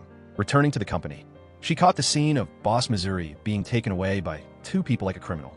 When entering the office, seeing the desk still piled with documents needed to be brought to Zisen, Shi Guang gathered them and brought them to the department head, saying that Boss Lin said they weren't needed anymore, so she asked to leave them there temporarily. Injures saw that and curiously asked why suddenly the documents didn't need to be taken anymore, or did Shi Guang accidentally offend the boss again? Shi Guang could only admit maybe that was true. All the way back she had racked her brain, but still couldn't understand where she went wrong. Right at that moment, Ochichi brought documents to Wang Chi, conveniently inviting Shi Guang and Dan to dinner at Jinji Lake tonight, and also invited Injie and Yuhua along, saying that this time Boss Missouri was considered finished. During the meal, everyone learned that Sheng Yuan, during an internal audit, discovered that a long time ago, when Boss Missouri still held a position at Sheng Yuan, he had abused his power to receive commissions. The headquarters immediately sent people to take him away, even reported it to the police, and the people who appeared that day were plainclothes police. Shi Guang wondered if the headquarters taking Boss Missouri away had anything to do with her company. Ochichi analyzed that once investigated, a whole mess of problems would definitely be dragged out. Boss Missouri on this side couldn't be clean either. Sooner or later the company would be inspected, and at that time she would definitely cooperate fully. Hearing that, Shi Guang just smiled, secretly marveling in her heart that Zisen acted too quickly, too decisively. 10 days later, Zisen returned to the company to work. Because he was still angry with Shi Guang, he assigned Injie to compile summary reports of the departments and bring them directly into his office. So Shi Guang suddenly fell into a state of idleness, having nothing to do. So she went online to watch entertainment news to kill time. Every time she saw Zisen walk by, she immediately switched back to the work screen, her heart anxious with fear of being criticized. However, he just silently walked straight into the room, pretending not to see anything. That made Shi Guang both surprised and confused. In the subsequent meeting, Boss Zhang asked everyone to take Boss Missouri as an example to work more carefully, and at the same time introduced new personnel. Boss Chun took the position of purchasing department head. Boss Ding was in charge of the engineering department, and Wang Xin held the position of deputy purchasing department head. Right after that, Zisen briefly presented the progress of Song Yuan's capital mobilization with the Xin Trust Company. He also went directly to do a field survey, instructing Boss Ding that the construction contractors and equipment suppliers were all designated by the purchasing department beforehand. So it was necessary to quickly grasp the situation. On the way, Injie told Shi Guang that since Boss Missouri was taken away by the headquarters, the company's senior leadership had changed quite a few people. Shi Guang thought it was normal, but still couldn't hide the strange feeling that for half a month since Boss Lin returned, he almost didn't assign any work to her. She was so free, she sat scrolling through nonsense news, once even being accidentally caught by him from behind without turning off the screen in time. She thought she would be scolded no matter what, but he acted as if he didn't see. On the Huaya Bank side, Boss Song showed dissatisfaction seeing Zhuang Su's report was done too thoroughly, while he had expressed his intention not to disperse funds. Zhuang Su explained that the field trip to Suzhou was intentionally arranged by Boss Song, so he was forced to write an objective and detailed report for convenient evaluation. Since the time in Suzhou wasn't enough to survey the factory area, he took the opportunity to go to a photoelectric enterprise in Shanghai to learn more. Hearing that, Boss Song expressed his intention to transfer Zhuang Su to the investment banking department to try it out. That evening at Drink Bar, Zhuang Su sat drinking alone when he received an excited call from Zhuang Fei. He had heard the news that his brother was about to move to the investment banking department, where the salary was many times higher than the credit department, and assumed that the photoelectric survey report played a big part, in which he also contributed. Zhuang Su admitted that besides countless previous reports, this time Zhuang Fei helped him find a lot of documents, so he deserved to be credited first, but the matter wasn't finalized yet, so temporarily he shouldn't tell their mother. He also asked if Zhuang Fei frequently contacted Yi Rong. Zhuang Fei said only occasionally. Before Yi Rong even sent him birthday gifts, but he felt his older brother had changed a bit lately. Zhuang Su just calmly thought that this change should have happened sooner. The next morning, Shiguang called Injia, asking if she was at the dorm so she could bring clothes over to wash.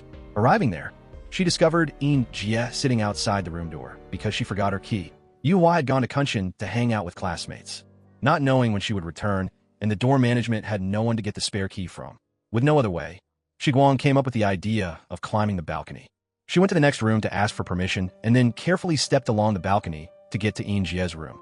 Right at that moment, Yuhua was walking and talking with Zi-sun, accidentally seeing Shi Guang climbing the balcony. The sudden scream startled Shi Guang, and she slipped. Zi-sun immediately rushed over, catching her in time. Falling from a height made Shi Guang's head spin. Zi-sun immediately called an ambulance, constantly reminding her to stay awake and not sleep. The dizziness and pain made her immediately vomit all over Senator Dr. Fong quickly did a preliminary check, confirming there were no serious problems besides superficial wounds. Thinking it over, she suggested taking her for a CT scan to be sure. In her drowsiness, Shiguang only felt her body was heavily uncomfortable, but luckily everything wasn't dangerous. After a while, when the drowsiness passed, Shiguang woke up, seeing Zi-sun sitting next to her, fallen asleep in a slightly tired posture. As soon as she made a noise, he immediately woke up, took a glass of water, and gave it to her, his eyes both worried and gentle. After drinking, her head was still spinning, but clear enough to answer his questions about her name and personal information. Zi-sun mentioned her identity as Shi Xianmin's granddaughter, which made Shiguang both amazed and shocked because he hadn't mentioned it before. He observed her carefully, evaluating her health condition. All indicators were stable. Only superficial wounds remained. Even though it wasn't dangerous, he still advised her to rest at the hospital.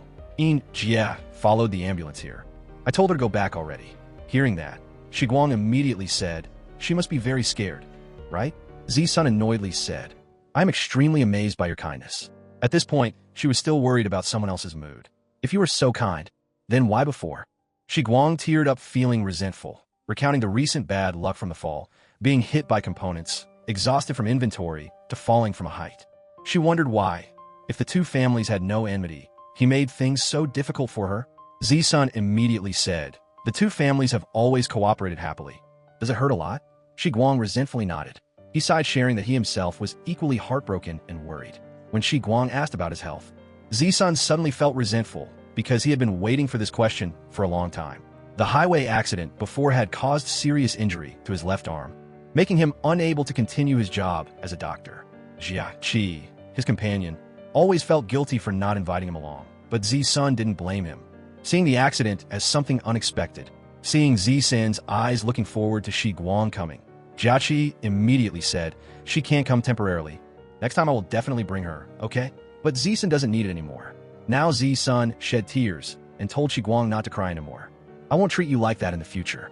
The next morning at the cafeteria, Dr. Fong wondered about the relationship between Zi-sun and Shiguang, puzzled why he cared about her so much. Zi-sun simply replied that she fell from a height and, as her superior, caring was obvious. Dr. Fong still suspiciously asked if he liked Shiguang. Zi-sun shyly brought plain porridge to her. Injia and Yu Hua later visited Shiguang, bringing food and recounting meeting boss Lin standing downstairs. Yu Hua said the porridge seemed to be cooked by his helper, making Shiguang both surprised and touched.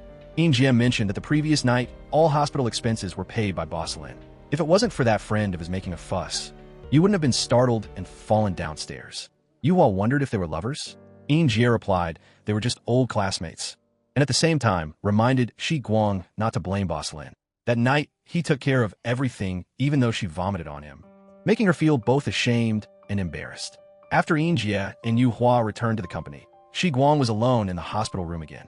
A feeling of emptiness and boredom covered everything. Through Yin Jie's account, she knew that Zi-sun had rushed over to catch her with his bare hands, even kneeling down. She worried about his condition and intended to text to ask, but then stopped. After thinking it over, Shi Guang felt she should say thank you. She texted Zi-sun, expressing her gratitude for his help the other day.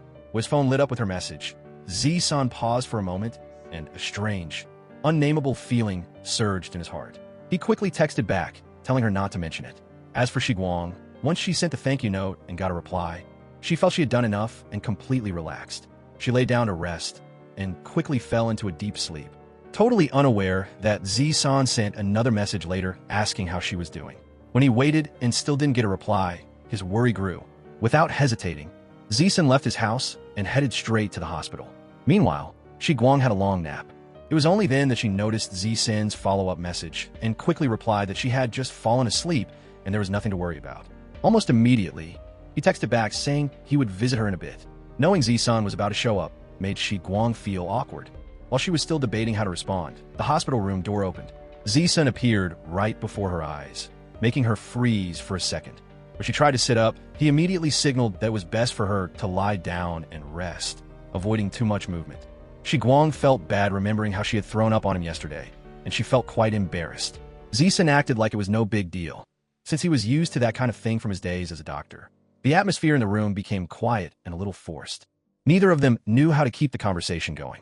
After a quiet moment, Zi-san said he wanted to move past the unpleasantness from before, hoping Shi Guang could forgive the cold way he had treated her. Shi Guang nodded. She was never one to hold a grudge. She just wondered about the sudden change. When Zi-san mentioned that he couldn't stand seeing patients cry, Shi Guang was stunned, thinking, so? It turns out he's afraid to see me cry. She also thought to herself that she wasn't usually the type to cry easily. Right then, Dr. Fong walked in to check on Shi Guang and saw Zi-san in the room. Dr. Fong teased him about staying up almost all night, but still having so much energy, just like his title as the #1 monster back in medical school. After the checkup, Dr. Fong confirmed that Shi Guang only had a slight headache. That was totally normal after falling from the second floor. She just needed rest to recover. After saying that, Dr. Fong and the other staff left. Seeing this, Zi-san also stood up to say goodbye, not forgetting to take the porridge container. The next morning, Zi-san personally brought breakfast to Shi Guang. This made her feel extremely awkward. He explained that he just happened to be passing by, and besides, her main doctor was an old classmate of his who was working on surgery in his specialty, so he was invited to help discuss it. The night before, he had worked overtime until 3 a.m. and then took his vacation days. Hearing this, Shi Guang was totally stunned. Right after that, Dr. Fong and his colleagues piled into Shi Guang's room to talk about the medical case with Z-Senator. That scene made her confused, and she wondered if this was actually a patient's room or a professional meeting room. Seeing Z-Sen focus on analyzing the case with such serious and passionate eyes, Shi Guang suddenly realized how much he truly loved being a doctor. Noticing her look, Z-Sen walked over. Seeing Shi Guang arranging tangerine peels into a Zheng character on the table, he suggested everyone go eat since it was time. Dr. Fong went ahead and invited Shi Guang along. Unable to say no, she had to follow them. And she was surprised because it was her first time as a patient eating with a whole group of doctors. When Yin Jie visited and found out that Zi-san brought Shi Guang's daily meals, she immediately realized something was up. To Yin Jie, it was clear that Zi-san had a thing for Shi Guang. Shi Guang thought if that were true, his feelings were too strange. How could he switch from hate to like so quickly? She thought it was more likely because of that difficult surgery and because he felt responsible for her fall. Yin Jie laughed and asked if Shi Guang understood anything from all that talk. Shi Guang frankly admitted she didn't, which is why she asked for the game console to kill time. Yin Jie noted that her relationship with Boss Lin was much better than before. This is a rare chance, so she hoped Shi Guang wouldn't be stubborn anymore. Hearing that, Shi Guang was curious and wondered if her crying was scary or pitiful enough to make someone change their attitude. Yin Jie just said she had never seen Shi Guang cry before. A little later, while Shi Guang was busy playing games, Z-san showed up again. She told him to just sit and wait because she was on a very hard level. Z-san sat down beside her and watched quietly. Looking at how focused she was, forgetting everything around her, he couldn't help but smile. This was the first time he found Shi Guang so cute. When she finished playing and looked out the window, Z-san was gone. Shi Guang suddenly felt guilty, thinking he left because she was too busy playing. She immediately sent him an apology text. The reply came quickly, reminding her not to do any stressful mental activities at this time. Shi Guang obediently agreed. When he asked if she passed the level yet, she said not yet. The next morning, Shi Guang stopped playing games and did some light exercise to boost her health. When she saw Z-Sun arrive, she excitedly told him she felt much better and thought she could leave the hospital. He thought this still needed the opinion of the main treating doctor, and at the same time, he brought some documents for her to read so she wouldn't be bored. As soon as Shi Guang picked them up, she returned them immediately, frankly admitting she didn't like working overtime at all. Z-Sun argued that playing games was actually more exhausting, so she might as well use work to relax. Plus, he was a PhD in neurosurgery, so this advice was very reliable. Even though she wasn't very willing, Shi Guang still took the documents, and Z-Sun took over playing the game for her. So Shi Guang sat reading documents in a bored state, while Z-Sun was engrossed in the game. However, he tried time and time again, but still couldn't pass the level.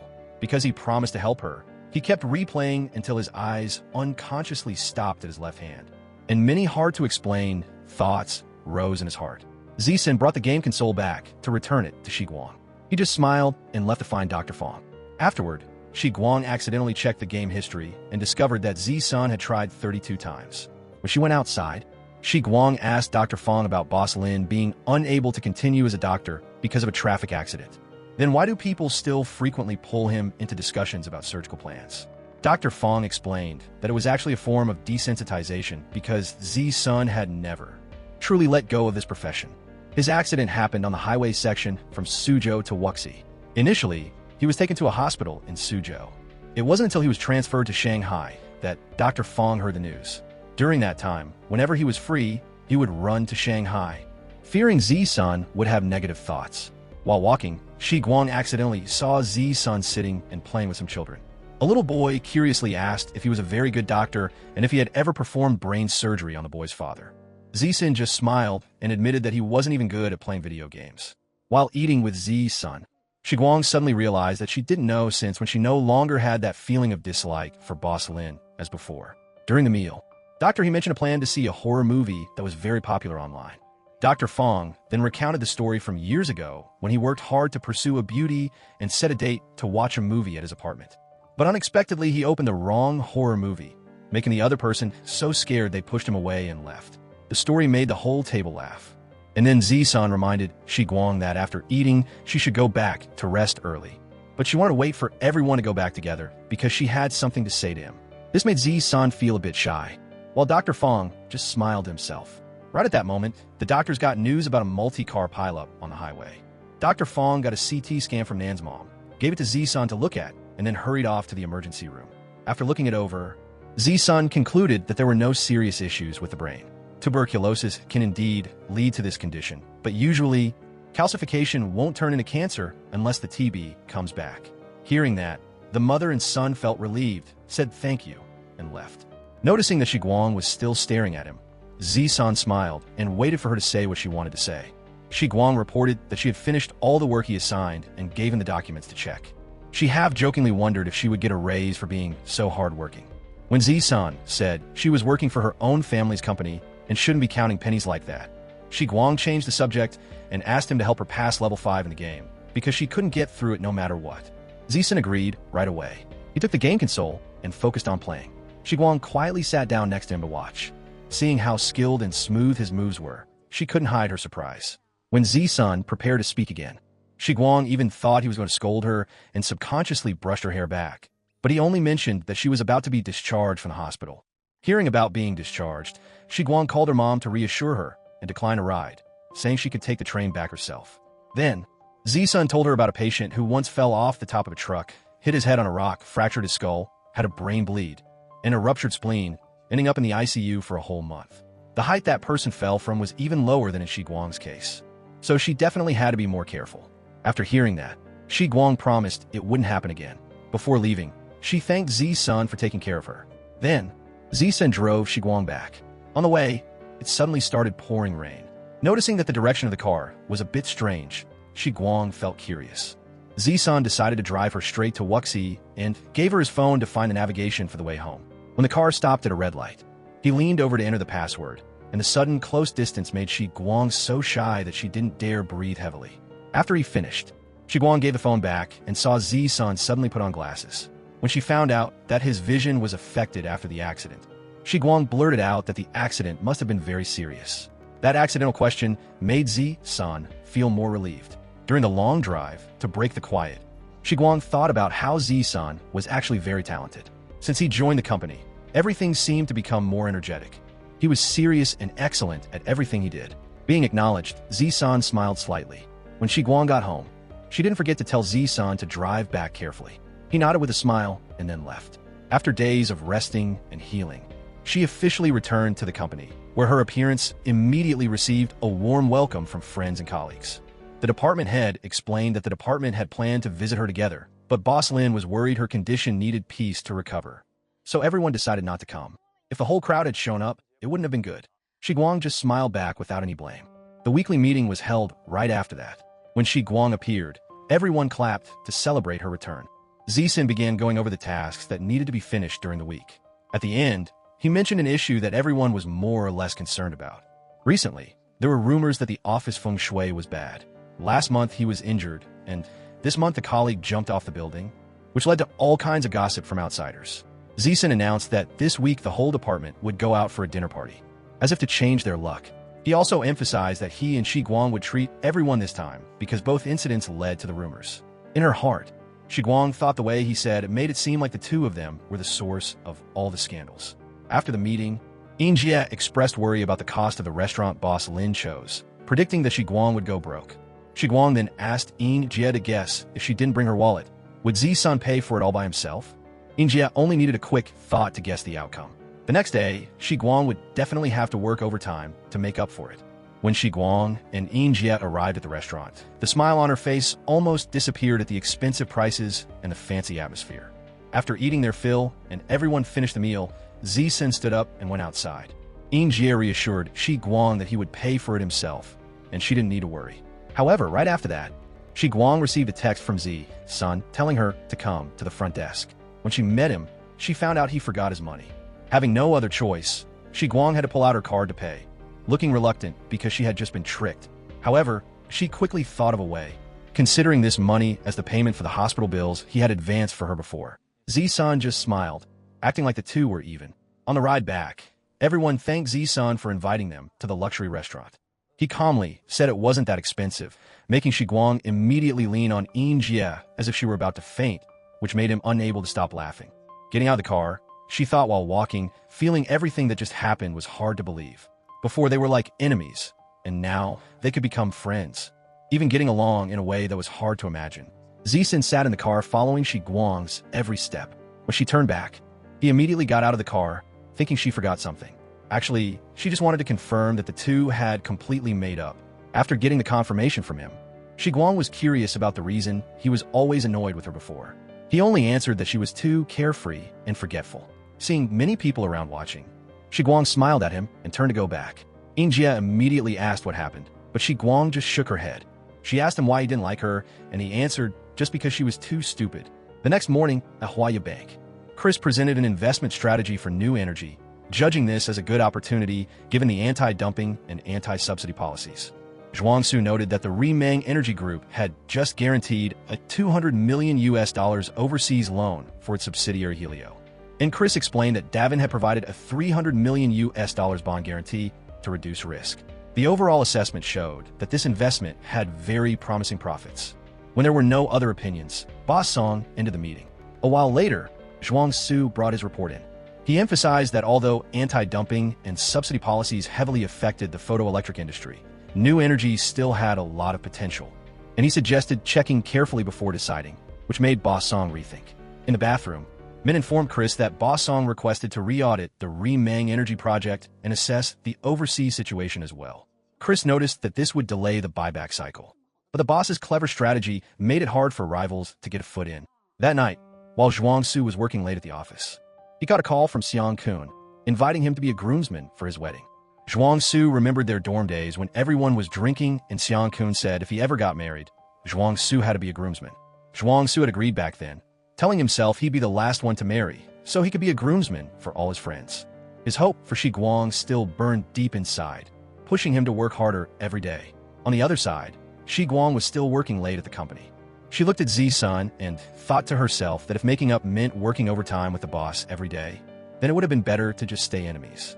Right after that, she told Zi-sun she was leaving first, and he immediately turned off the lights and ended his shift with her. On the way back, Shi Guang asked why he always made her work late. Zi-sun explained that since her family owned 49% of the company, nearly half the profits belonged to her. If he made others work late, he'd feel guilty, but he didn't feel that way with her. He also stressed that after work, she shouldn't call him Boss Lin anymore. He said that even off the clock, it felt like he was still working for her. Hearing that, Shi Guang called him Zi-sun, breaking down the formal walls. When she was about to head to her room, Zi-sun called her back to ask about the Wuxida, a foo doll on her desk. Shi Guang explained that last time, while waiting for a train back to Suzhou, she suddenly had the idea to buy the doll for his car to pray for his safety, not to keep it on her desk. Zi-sun smiled and gave her a homemade ointment meant to fade scars and marks from scratches. Shi Guang said she was fine and that the marks would fade with time, but Zi-sun worried she'd use that as an excuse to say no, so he also handed her a wedding invitation. When Yu Hua saw the card, she realized it was Zi-sun's friend and mentioned the time in Suzhou when Shi Guang's balcony climbing gave the friend a scare. Shi Guang confirmed it and said Zi-sun told her the friend felt guilty and that's why she was invited to the wedding. Injie excitedly insisted they had to go and that there was no need to bring a gift because Shi Guang's name was already written in with Zi-sun's. The handwriting on the card looked a bit odd. Zi-sun's name was there first, and then someone had squeezed in Shi Guang's name. Maybe the bride added it. Or it could be that Boss Zi-sun wrote Shi Guang's name in himself.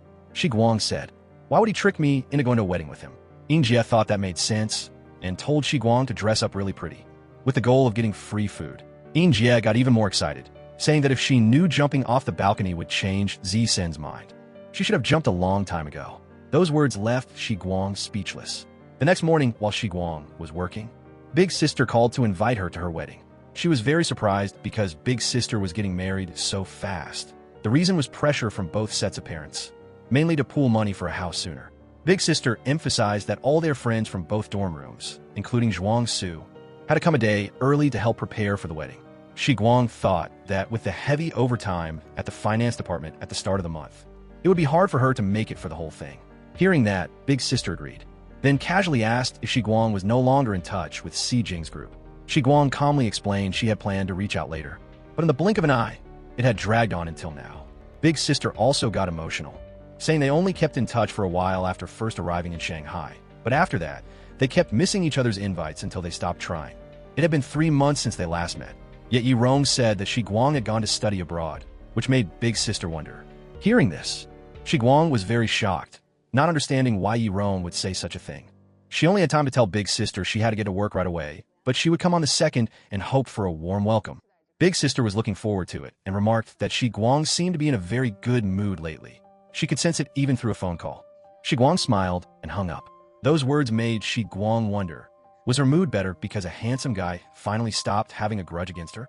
Stepping outside and seeing Zi-sun, she thought she should still go to the wedding with him. She couldn't ruin this smooth and harmonious relationship. Right after that, she went and told Zi-sun she would go to Shanghai with him for the wedding. Zi-sun smiled and set a time to meet at the company gate at 2 p.m. on the 1st, and Shi Guang agreed immediately. Unexpectedly, on New Year's Day, the weather suddenly turned cold. Shi Guang didn't have warm clothes, so she threw on a company jacket and ran to meet Zi-sun, explaining she was only wearing it to block the wind and would take it off as soon as she got out of the car. Zi-sun felt that wasn't right, because it was the first time he was taking a female friend to a friend's wedding, and he didn't want her to make him feel like they were working overtime together. Hearing that, Zi-sun remembered an old patient in Suzhou. This person was a distributor for several fashion brands, so he took Shi Guang there to take a look. When Sister Wang saw Zi-sun bring Shi Guang, she misunderstood and thought they were a couple, which made Shi Guang feel very shy. She whispered to Zi-sun that the lady seemed to have misunderstood, but Zi-sun thought a misunderstanding like that might get them a discount. At first, Shi Guang felt uneasy, but thinking about getting 30% off, she finally nodded and agreed. Right after that, the shop staff enthusiastically introduced and gave advice to Shi Guang. She thought the clothes were very beautiful, but since she was in a hurry, she didn't have time to try on many outfits. Seeing that, Zi-sun told her to try them all. Shi Guang excitedly tried on many outfits. When she wore one that was especially suitable for a wedding party, The staff advised her to pick that one because it was serious but not too stiff, looking fresh and sweet. Then the staff invited Shi Guang inside to fix her hair. After getting her hair done, Shi Guang felt this style suited her perfectly. So she told the staff to pack up all the clothes and accessories so she could pay. Unexpectedly, the staff said Mr. Lin had already paid for everything. Shi Guang went out and asked Z-Sun why he knew she wanted to buy those things. Z-Sun just said he guessed from the look on her face. Right then, Sister Wang walked in and said she only made one phone call, and when she got back, she saw Z-Sun had already swiped his card. The staff didn't know, so they took his money. How could she take money when Z-Sun brought his girlfriend to her shop to buy clothes? Z-Sun then said that he would bring her there to buy more in the future, so if she didn't take the money, he wouldn't dare to come back. As soon as they got in the car, Shi Guang found the bill was 50% off and thought about buying more. But Z-Sun reminded her it was late and that next time, if she didn't bring him along, she wouldn't get the discount. Hearing that, she could only keep quiet. When Yuhua saw Z-Sun bring a girl, she was curious. Z-Sun explained this was the girl Yuhua had scared into falling from the floor above, and reminded her that Yuhua had asked him to invite her before. Yuhua quickly got the point, apologized to Shi Guang, and explained that her fear of heights caused the misunderstanding. Shi Guang smiled and said it's okay. Then Yuhua pulled Z-Sun aside, saying she wanted to apologize, but she didn't expect him to bring Shi Guang. She both thanked him and blamed him for not warning her in advance, which almost gave everything away. Z-Sun thought letting Shi Guang be a little suspicious was also good, but it was a pity she reacted too fast, which made Yuhua annoyed. Right after that, Yuhua said, the teacher is also invited today, so please take Shi Guang to meet him so he can feel at ease. Shi Guang realized his friends misunderstood their relationship, but Z-Sun didn't care, thinking that a misunderstanding was no big deal since he didn't have a girlfriend, and Shi Guang wouldn't lose anything. Right after that, he took Shi Guang to meet Teacher Qin. As soon as he saw her, the teacher asked about the relationship between the two. Z-Sun frankly said that he was still in the process of pursuing her, and they weren't lovers yet. Shi Guang couldn't hide her surprise, but in the end, she still nodded to confirm. In her heart, she thought he was just lying to the teacher about pursuing her. So did he really need her to cooperate and confirm it that much? Teacher Qin seriously told Z-Sun that he couldn't keep holding a surgical knife anymore. But life isn't just about the operating room, and no matter what, he had to live well. Leaving there, he confided in Shi Guang that Teacher Qin was a top expert in the field of neurosurgery. He had countless students, but only a very few were wholeheartedly trained by him, and he was one of those few and also the last student. The fact that he couldn't continue doing surgery made him feel like he had let down his teacher's dedication. Shi Guang comforted him, saying that he was still very good right now, and, at the very least, his future boss thought very highly of him. Hearing that, Z-Sun told her to remember today's words carefully and just not to kick him out later. Shi Guang laughed and gently agreed. When they sat down at the banquet table, a few friends around couldn't hide their curiosity about the girl walking with Z-Sun, so he took the initiative to explain that Shi Guang was a colleague at the company. He added that she had been so scared by Yuhua's scream before that she fell from upstairs, which made Yuhua feel very guilty. So she asked him to bring her to the wedding. Dr. Fong teased that the person who arrived latest had to be punished with 3 glasses of wine. Before she could react, Z-Sun handed the wine glass to Shi Guang to drink for him, making her freeze in place. Right at that moment, the bride and groom entered the aisle as everyone cheered and gave blessings. After the ceremony ended, the two went to each table to offer toasts. Seeing that, Shi Guang immediately prepared an envelope and put it on the table. Z-Sun saw it and was surprised that she had even prepared a gift envelope. Shi Guang explained that in her hometown, people usually give the envelope right when a toast is made. When Yuhua stepped up, Shi Guang handed over the gift money. Yuhua was a bit hesitant and didn't dare to take it, but Z-Sun said, just take it.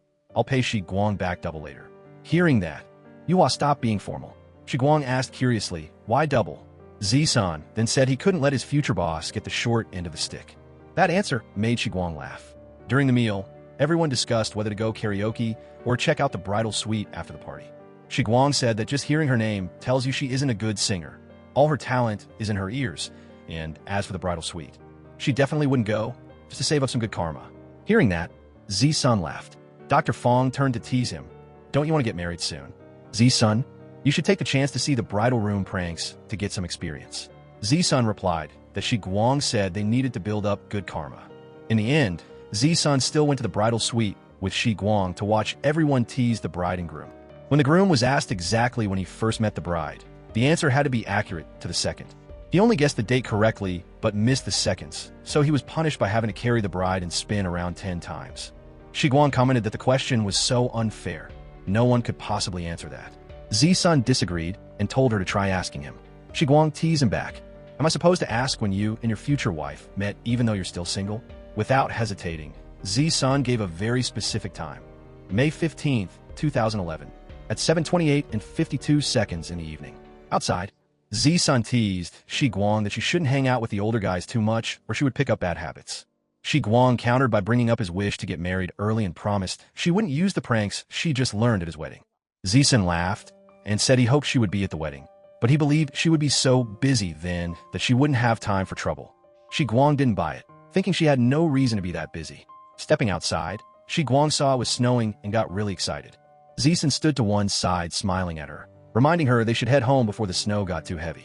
He told Shi Guang to wait there while he went to get the car. While waiting, Shi Guang accidentally ran into her college friends again, including Zhuang Su. The unexpected reunion made both Zhuang Su and Shi Guang have hard-to-describe feelings in their hearts. Big sister in the group stepped up and asked why Shi Guang said she had to work overtime in Suzhou but was appearing here. Si Jing was surprised, saying she thought Shi Guang had gone to study abroad since July, and she even changed her number and couldn't be reached. Shi Guang said she worked in Suzhou and went abroad in July, so she didn't get the calls and she corrected them, saying she didn't go to study abroad but just traveled for 2 months. This made Zhuang Su extremely surprised because he had always believed she went abroad for a long term. At that moment, Yi Rong stood up to apologize to Shi Guang about the last time and then intentionally turned around to say that she had found happiness, hoping Shi Guang would also find her own happiness soon and not always keep an eye on someone else's happiness. Those meaningful words made Zhuang Su look visibly angry. Right then, Z-Sun returned and called Shi Guang. Under the snow, he walked up the steps one by one. He looked just like a CEO stepping out of a painting, with his eyes pointing straight toward Shi Guang. Seeing that, she immediately went to his side, making Zhuang Su unable to help feeling jealous. Noticing Shi Guang was tearing up, Z-Sun immediately asked how she was. She just said she happened to meet some college friend again. Looking at Zhuang Su's face, Z-Sun quickly guessed the situation. He took Shi Guang's hand and pulled her forward in front of the group of friends. Xiao Feng saw this and said, "Watermelon. Aren't you going to introduce him?" Z-Sun turned and said, "It turns out you have a nickname like that and didn't tell me." Then he introduced himself to her classmates and politely greeted Zhuang Su. Big sister saw that and asked if the two knew each other. Z-Sun just said that he used to work at Sheng Yuan and met Zhuang Su in a meeting. Big sister immediately teased Shi Guang, saying it turned out she was out with her boyfriend and didn't say so earlier. Z-Sun then explained that Shi Guang was originally supposed to work overtime, but because his best friend was getting married today and insisted on meeting her, he dragged her along. He also turned to Shi Guang and said the car was blocked by another vehicle, and he was afraid she'd wait too long. So he came over first. They just had to wait a bit more, and they could hit the road, and they definitely wouldn't miss the trip back to Suzhou.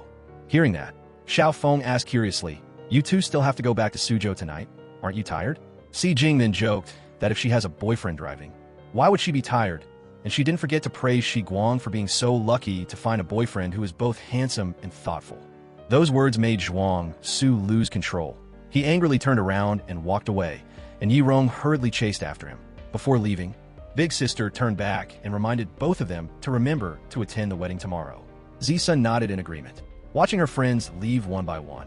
Shi Guang turned to him and said that at this moment, she just wanted to go back to Suzhou as soon as possible. Z-Sun, however, said he wanted to take her out, saying that since her tears had already started to fall, she should definitely go out to cheer up. Hearing that, Shi Guang suggested first going to see the night scenery, then watching a movie, and finally stopping by an arcade. Z-Sun smiled and handed her his wallet, telling her to check if there was enough cash to go out. Shi Guang picked up his wallet, looked at it, and said she would go withdraw money for him.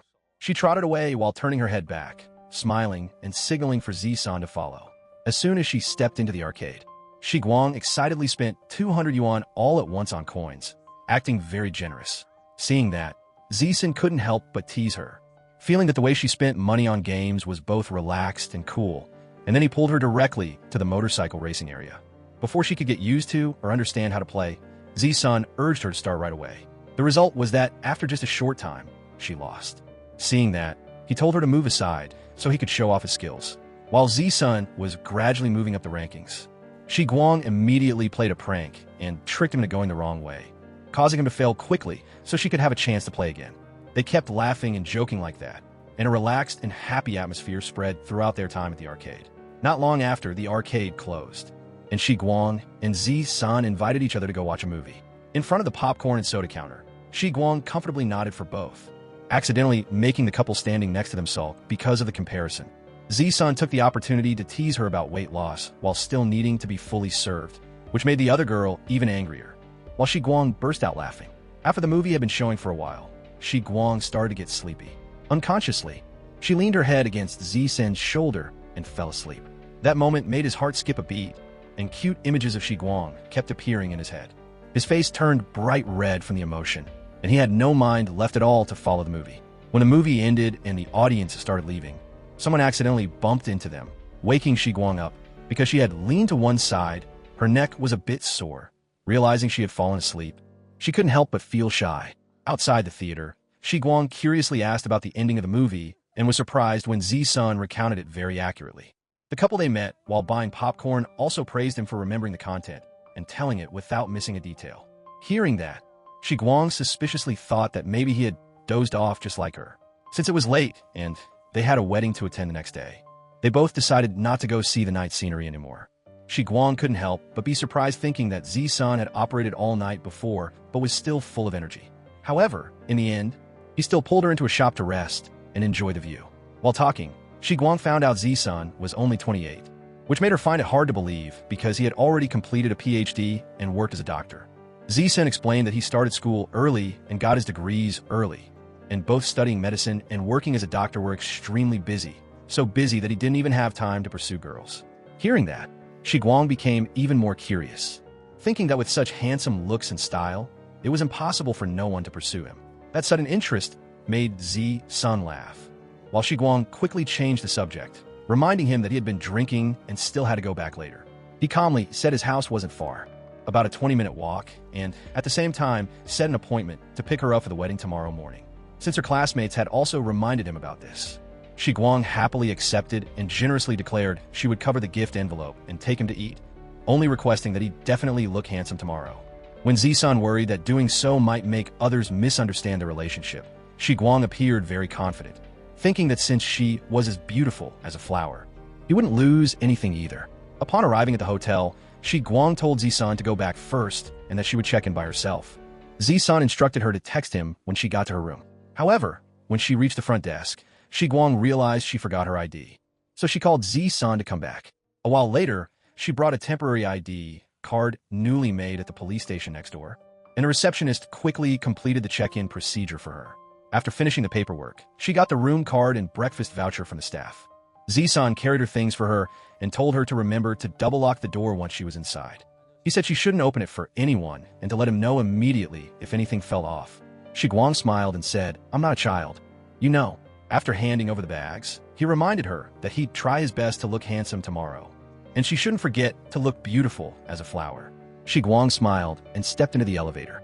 After she showered, she immediately texted Zi-san to ask if he had made it home. When he got the message, Zi-san took a photo of the night view from his house and sent it back. Shi Guang immediately took a photo of the night view from the hotel and sent it to him, asking why he wasn't asleep yet. Zi-san replied that he was thinking about the plan for next year, so she could reap the rewards. Shi Guang said since he wasn't sleeping, she would head to bed first, and Zi-san sent a good night message. At that moment, as Shi Guang reread old messages she had sent to Zhuang Su, she couldn't help but tear up as complicated feelings surged. Meanwhile, on the other side, Zhuo Hui and Zhuang Su were having drinks together. Zhuo Hui confided in Zhuang Su that he had been chasing Si Jing, but something fell off. He realized she didn't choose him out of real love, but because she couldn't find anyone better. Even though he cared for her more than any love he had left, the passion of the first few months was gone, and now only resentment remained. Zhuang Su felt very sad after hearing that because Shi Guang had once said she would chase him forever, yet now there was someone else. The next morning, as soon as she woke up, Shi Guang got a text from Zi-san saying he had arrived at the hotel. She quickly got cleaned up, changed, and went down to meet him. She asked why he was so early. Zi-san explained that since there were 2 breakfast vouchers, he came to eat with her. During breakfast, Shi Guang asked about the wedding time in Shanghai.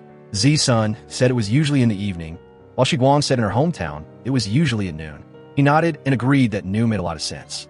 Seeing Shi Guang eat a lot, Zi-san smiled, secretly wondering how he'd manage to feed her in the future. When Shi Guang went outside and saw he was driving a different car, she asked about it curiously. Zi-san replied, Grandfather gave me this car to fulfill my promise to you that I would look even more handsome.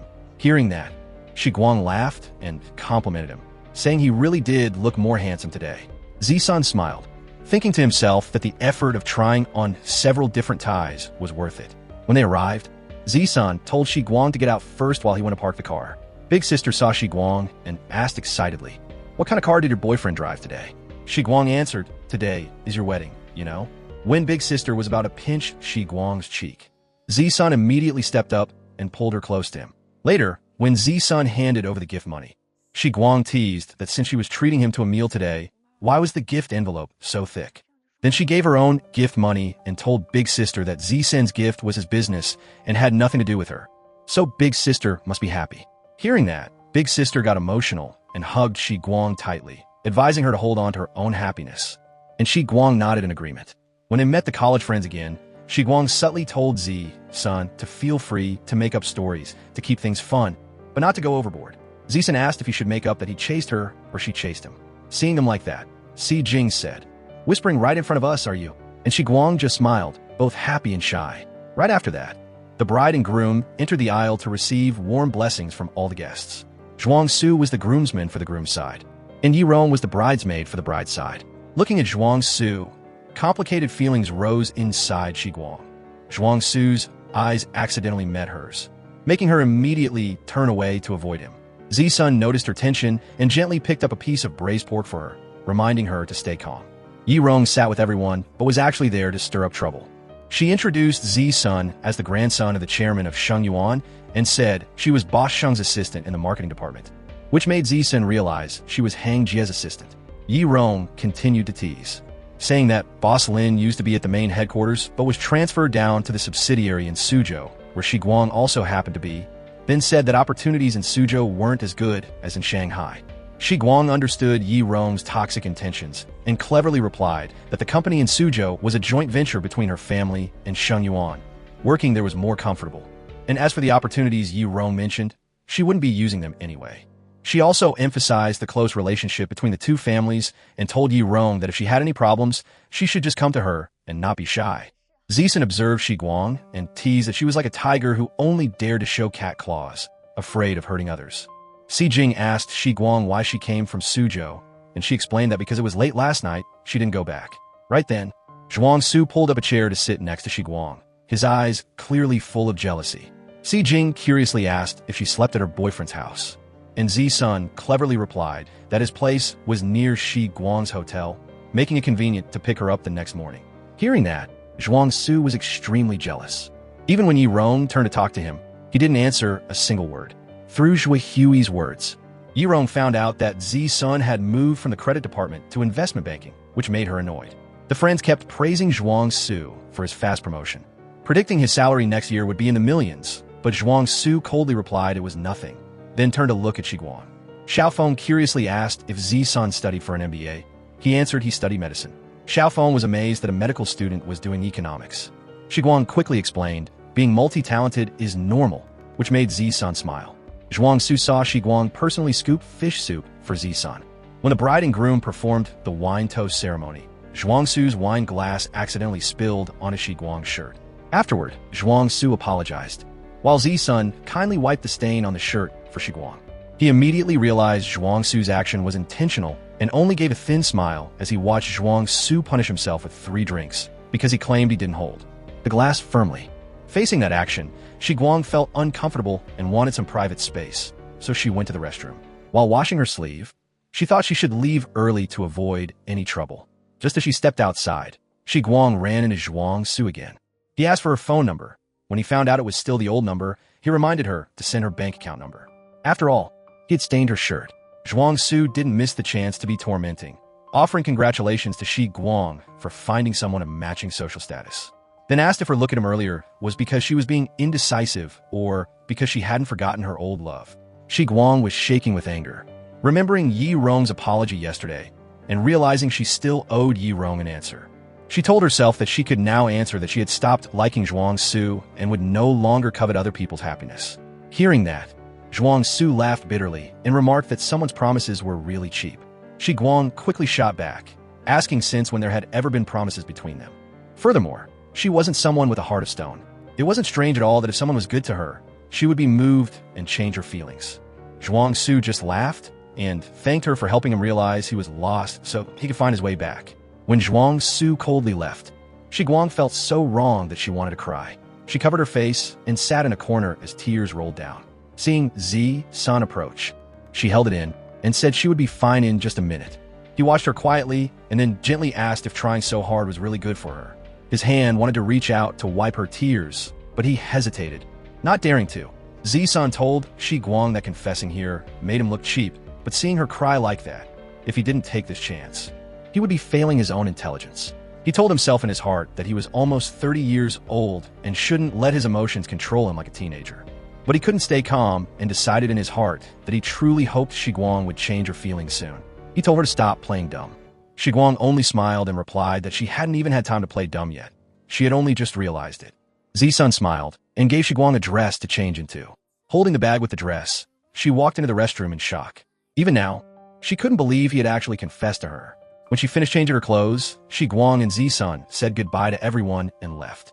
Big Sister was sad to see Shi Guang leave early, but Zi-san reminded her that the snow would fall harder in the afternoon and traveling would be difficult, so they had to leave first. Big Sister thanked both of them for attending the wedding. Stepping outside, Shi Guang accidentally crossed paths with Zhuang Su and immediately avoided him. Zhuang Su walked straight ahead without looking back. On the road, Zi-san saw Shi Guang was dazed and remarked that his confession still had such a numbing effect. Shi Guang bowed her head and apologized. But he smiled and reminded her that rejecting him shouldn't be too gentle. She should boldly say, "Zi-san, I'm just not satisfied with you yet," instead of just avoiding it. Shi Guang explained that it wasn't that he didn't meet her requirements, but that she still hadn't forgotten the person she liked before, and if people want to be together, they must be fully committed, but right now she couldn't be. Zi-san admitted that at the hotel, he had tricked her. Confessing back then would have truly been a failure of his intelligence. With the whole year's plan he had calculated, it turned out emotions couldn't be decided by himself. Experiencing this feeling for the first time, he found it new and awkward. He knew she would refuse, but refusing so quickly made him feel a bit embarrassed, so he had to move one step at a time. Those words made Shi Guang blush with extreme shyness. She admitted that now she didn't want to go back to Suzhou anymore, but wanted to go to Wuxi for a trip to visit her mother. Zi-san understood that she was trying to avoid him, so he asked if she wanted to get away from him. Shi Guang replied that it wasn't that, but clearly not accepting, yet still letting someone else take care of her. Wasn't that too much? Zi-san subtly emphasized that him taking care of her was just following the normal steps of pursuing, wasn't it? So why wouldn't she let him pursue her completely? Tap 15 to 18. Shi Guang hesitated for a second, feeling a wave of guilt. She was afraid that if she didn't like him back, she'd be accidentally wasting his time and effort. But Zi-san's honesty and sincerity caught her so off guard that she just stood there, frozen. He didn't see chasing after her as a trade or some calculation of pros and cons. He didn't put any pressure or obligation on her shoulders at all. To him, it was simply about letting her have a choice and feel comfortable without carrying the feeling of owing him something. Even if she still had someone else in her heart, he was okay with stepping back and letting her decide for herself. Those words left Shi Guang at a total loss for words for a moment, and she was just stunned. Meanwhile, Zhuang Su decided to head back to the office to work late, not in the mood to deal with Yi Rong anymore. That coldness immediately set off her anger. Yi Rong questioned why he moved to the investment banking department at Huaya without saying a word to her. But Zhuang Su thought that wasn't something he needed to report. She couldn't let it go and kept attacking him for running after Shi Guang, saying that move made him lose face. Zhuang Su cut her off firmly, saying his dignity had never had anything to do with her. Yi Rong then used the fact that they grew up together since they were kids as an excuse, pressing him to know if he ever had feelings for her. But Zhuang Su wouldn't accept being forced to take moral responsibility for a relationship that was never even official. Yi Rong made excuses, saying she wasn't the type to risk everything anymore, and that she just wanted to be careful and didn't want to rush and then lose even the status of being friends. She also hinted that Zhuang Su was taking out all the frustrations he suffered today on her. Zhuang Su denied it, insisting that the relationship between them had never had anything to do with Shi Guang, but Yi Rong blamed Shi Guang's appearance, saying that if she hadn't started chasing him, things wouldn't be such a mess. Zhuang Su immediately asked about what she had said to Shi Guang back in college regarding their relationship. That question made Yi Rong get defensive. She thought Shi Guang had been gossiping and even blamed him for trusting an outsider more than her. At this point, Zhuang Su didn't want to argue anymore.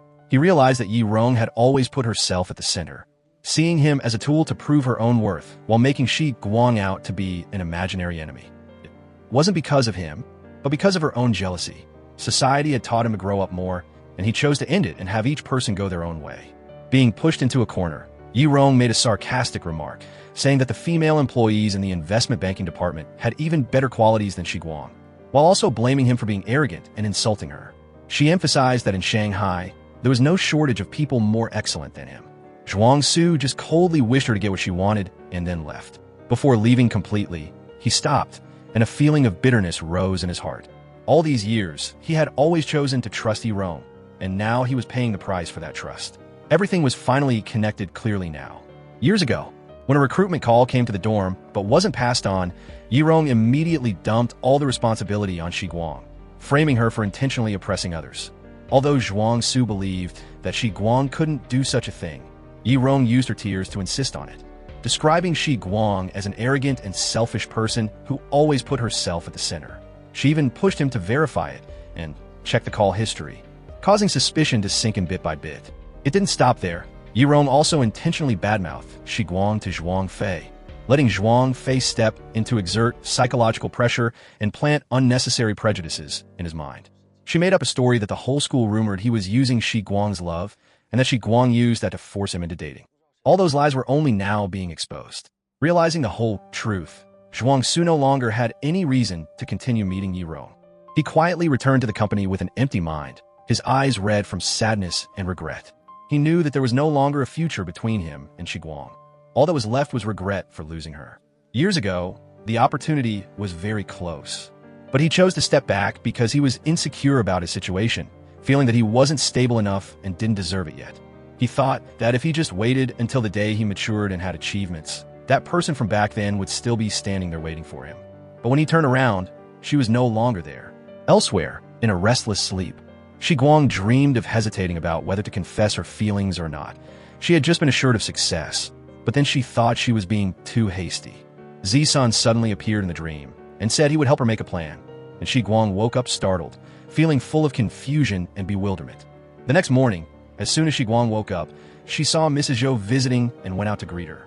Jiang Yun looked at the dark circles under her daughter's eyes and couldn't hide her worry, urging her to eat breakfast and then come talk.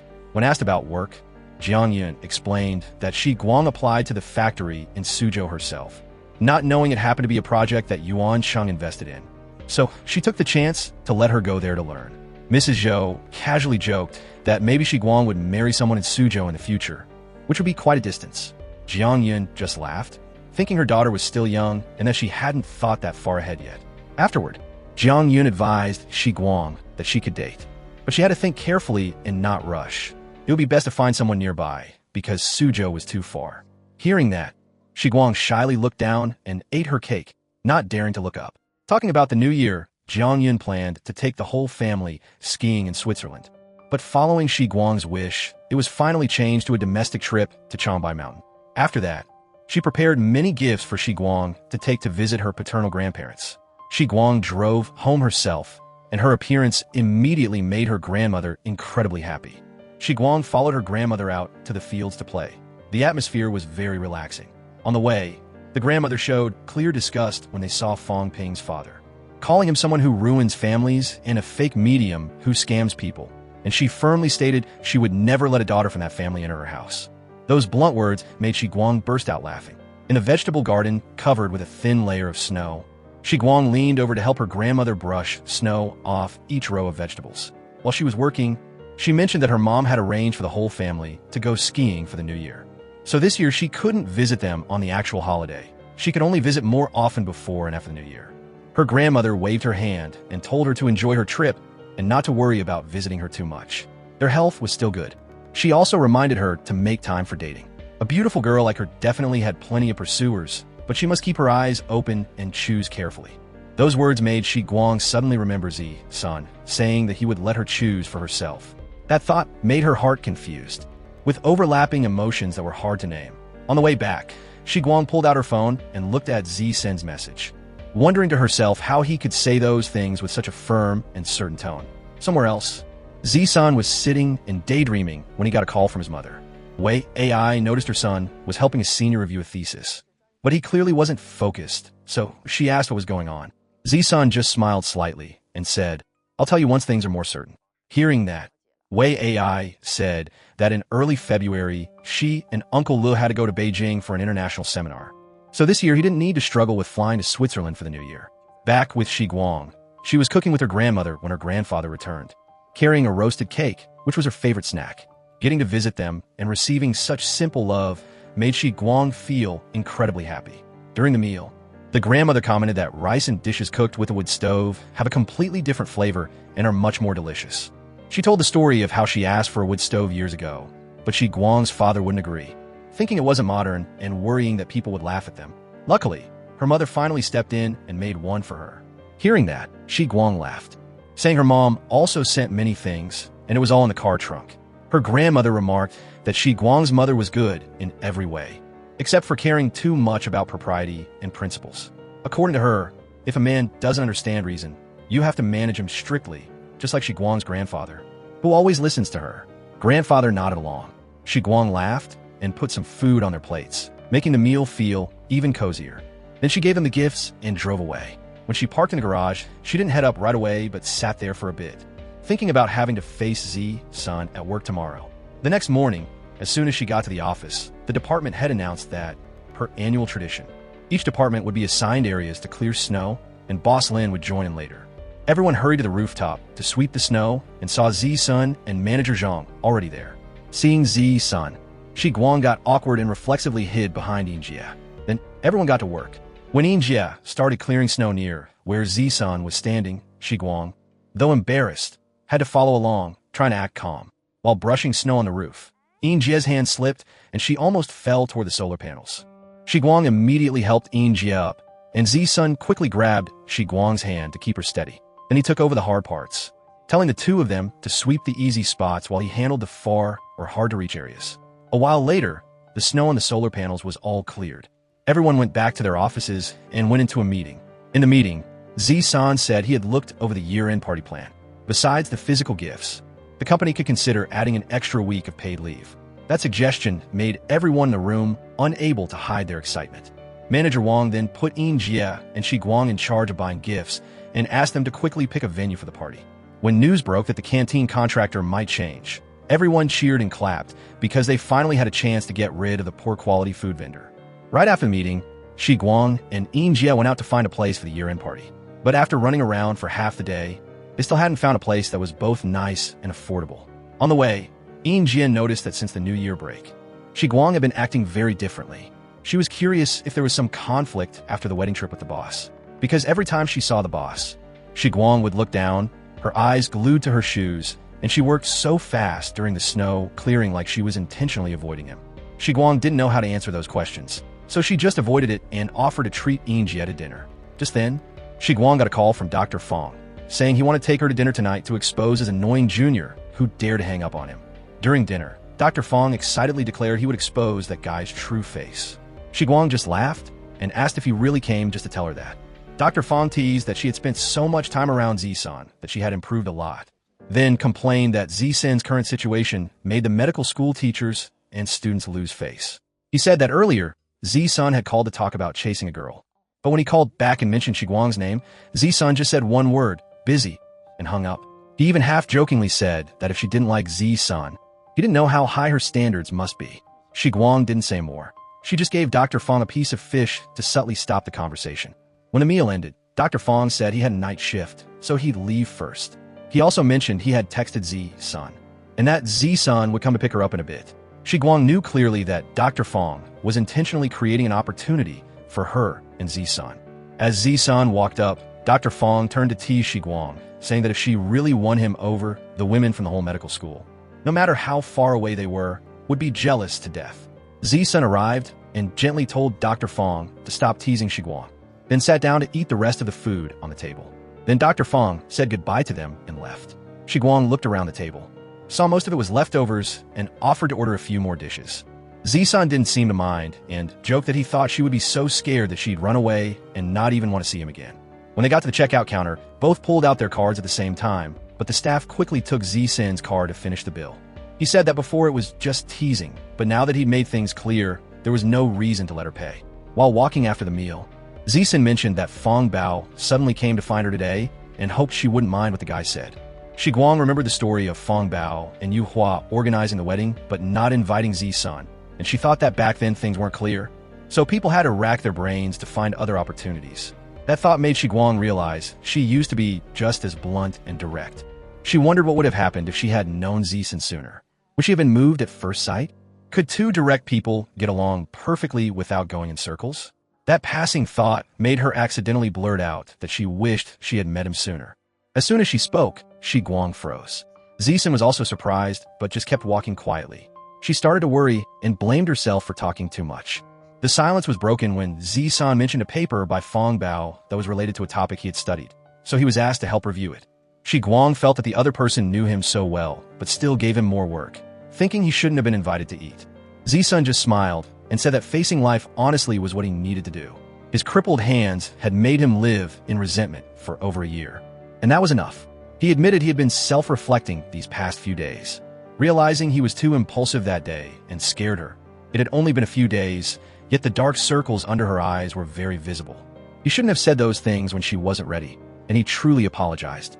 Those words made Shi Guang's eyes tear up, remembering her own guilt when she texted Zhuang Su to apologize because she didn't understand his relationship with Yirong. She didn't want him to keep talking like that, and she definitely didn't want him to apologize for this. Zisun promised not to do it again, but he just hoped she wouldn't avoid him, because that would tire her out and he would have to work hard to keep up. For the past few days, he had to find excuses to run down to the factory or use business trips as an excuse. By tomorrow, he really wouldn't be able to think of any more excuses. When Shi Guang agreed not to avoid him anymore, Zisun casually suggested they work overtime tonight. Right after that, he took her to the factory construction site, using the excuse of asking for a shareholder's opinion.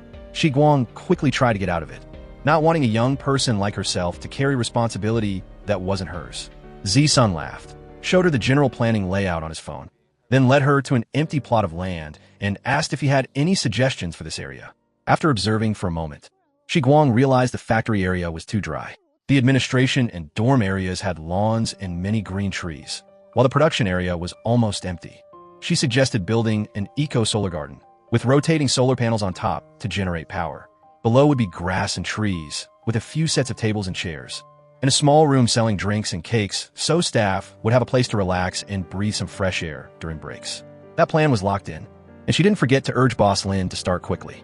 Zisun immediately assigned Shi Guang herself to be in charge of contacting and pushing the departments to do it.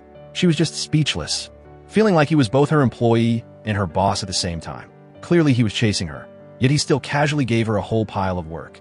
The next morning, Shi Guang went to the factory to talk with Boss Ding about the idea of building a solar flower garden on empty plot B2. In the meeting, Shi Guang presented the detailed construction plan she had just thought of. After hearing it, Boss Ding told Xiao Wan to record all the content and contact the design company so they could provide a few drawing options with a specific budget estimate. Just then, Boss Hua walked in and asked whether to implement it as BPEV or BAPEV. Faced with these technical terms, Shi Guang was completely confused and didn't understand how the two options differed. She immediately returned to the office and started searching, researching, and comparing to find a more suitable option.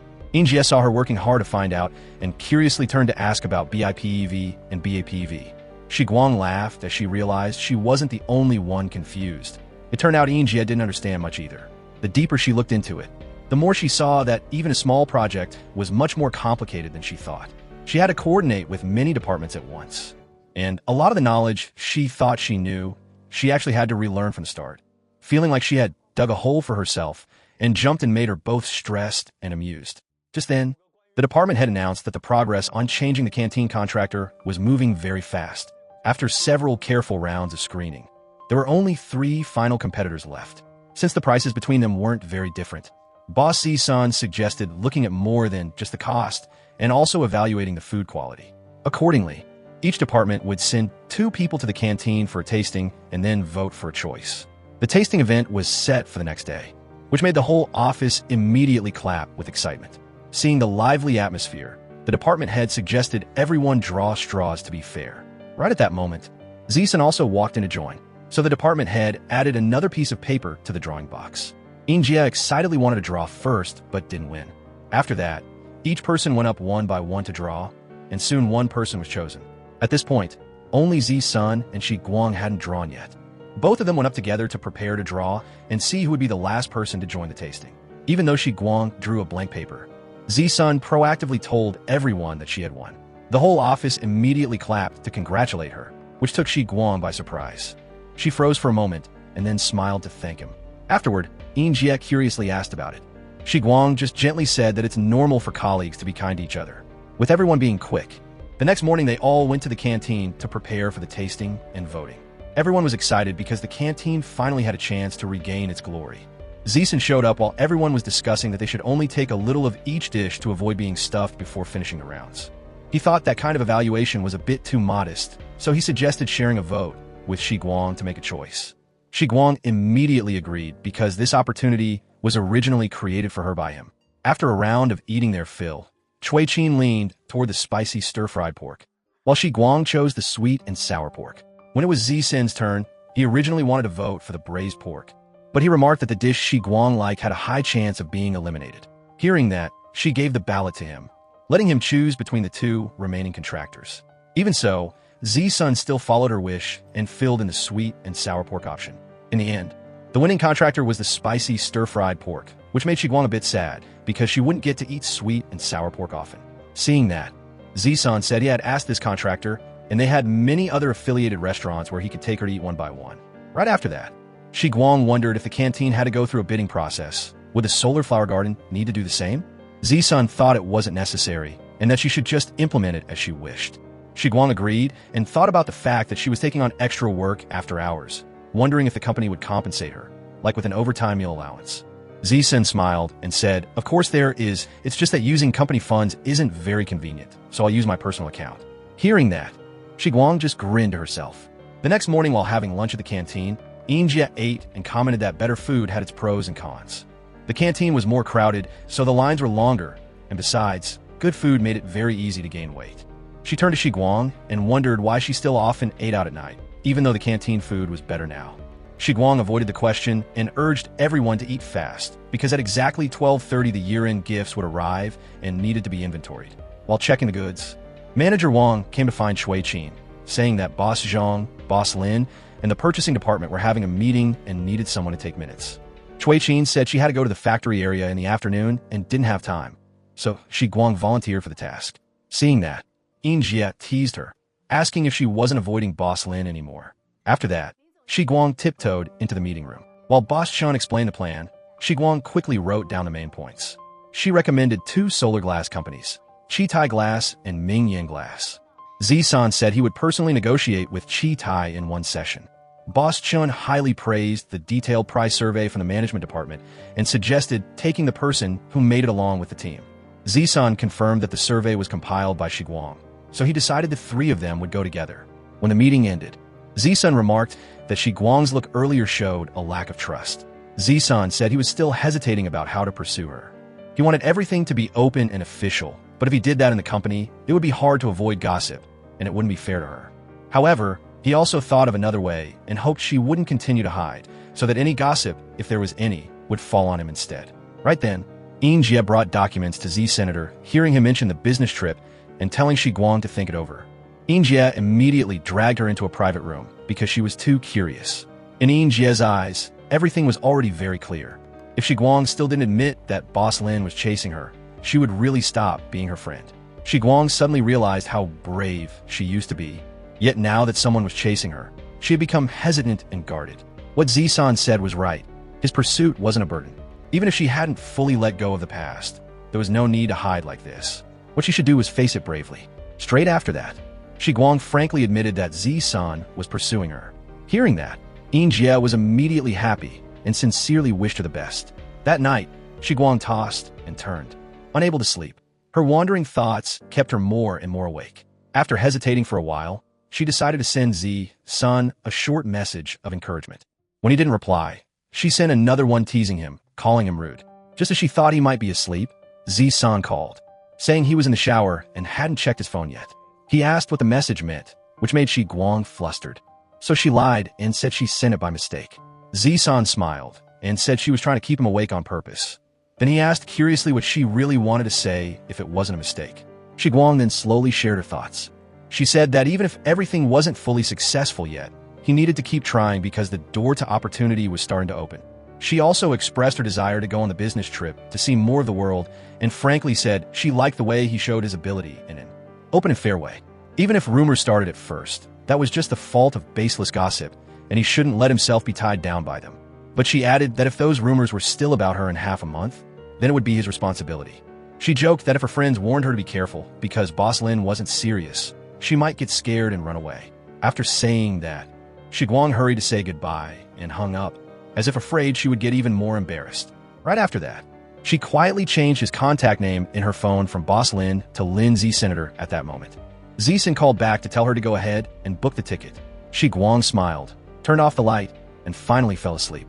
The next morning, even though she was already at the airport, Shiguang still felt a vague sense of unease. She blamed herself because she seemed to have let her emotions take over and made a decision too quickly.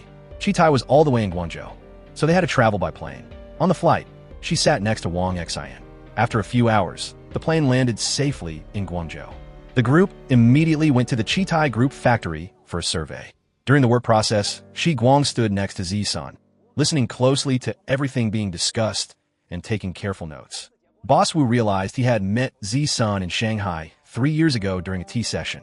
He was surprised to learn that Zisun had switched from being a doctor to the photoelectric field and expressed his frustration with Boss Missouri for late payments and using quality control as an excuse to damage their partner's reputation. Taking that chance, Shiguang also told the story about how the dorm with good conditions was taken by someone else. When Boss Lin found out, he put in a lot of effort to get everyone's rights back. While she was talking, she noticed Zisun shaking his head slightly, signaling her to stop. Boss Wu understood and asked about Boss Mo's current situation. Zisun said the man was being investigated for financial issues from his time at the headquarters and hadn't expected him to have offended Boss Wu as well. He planned to report this to his grandfather.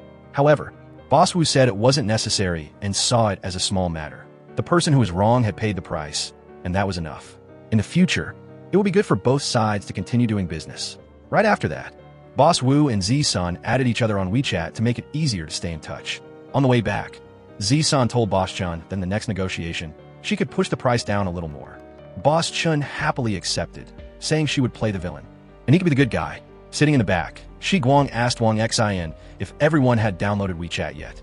Wang Xian said everyone had it, but they didn't use it much, mostly just to message their girlfriends. Zisun said he had also just downloaded it recently, but he believed the app had a high chance of becoming a trend in the future.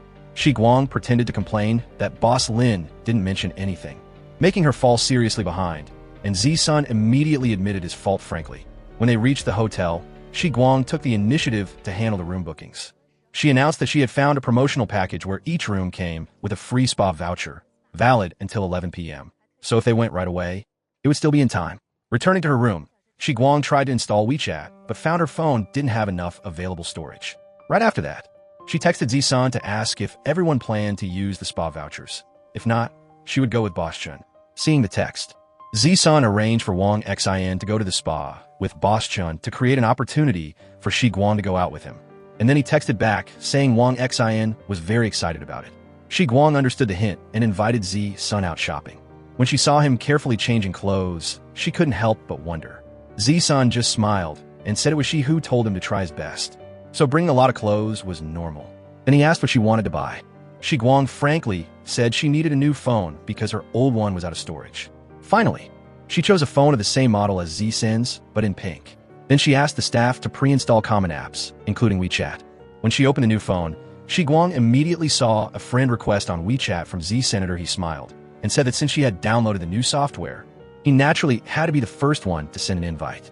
Shiguang also smiled and quickly accepted the friend request.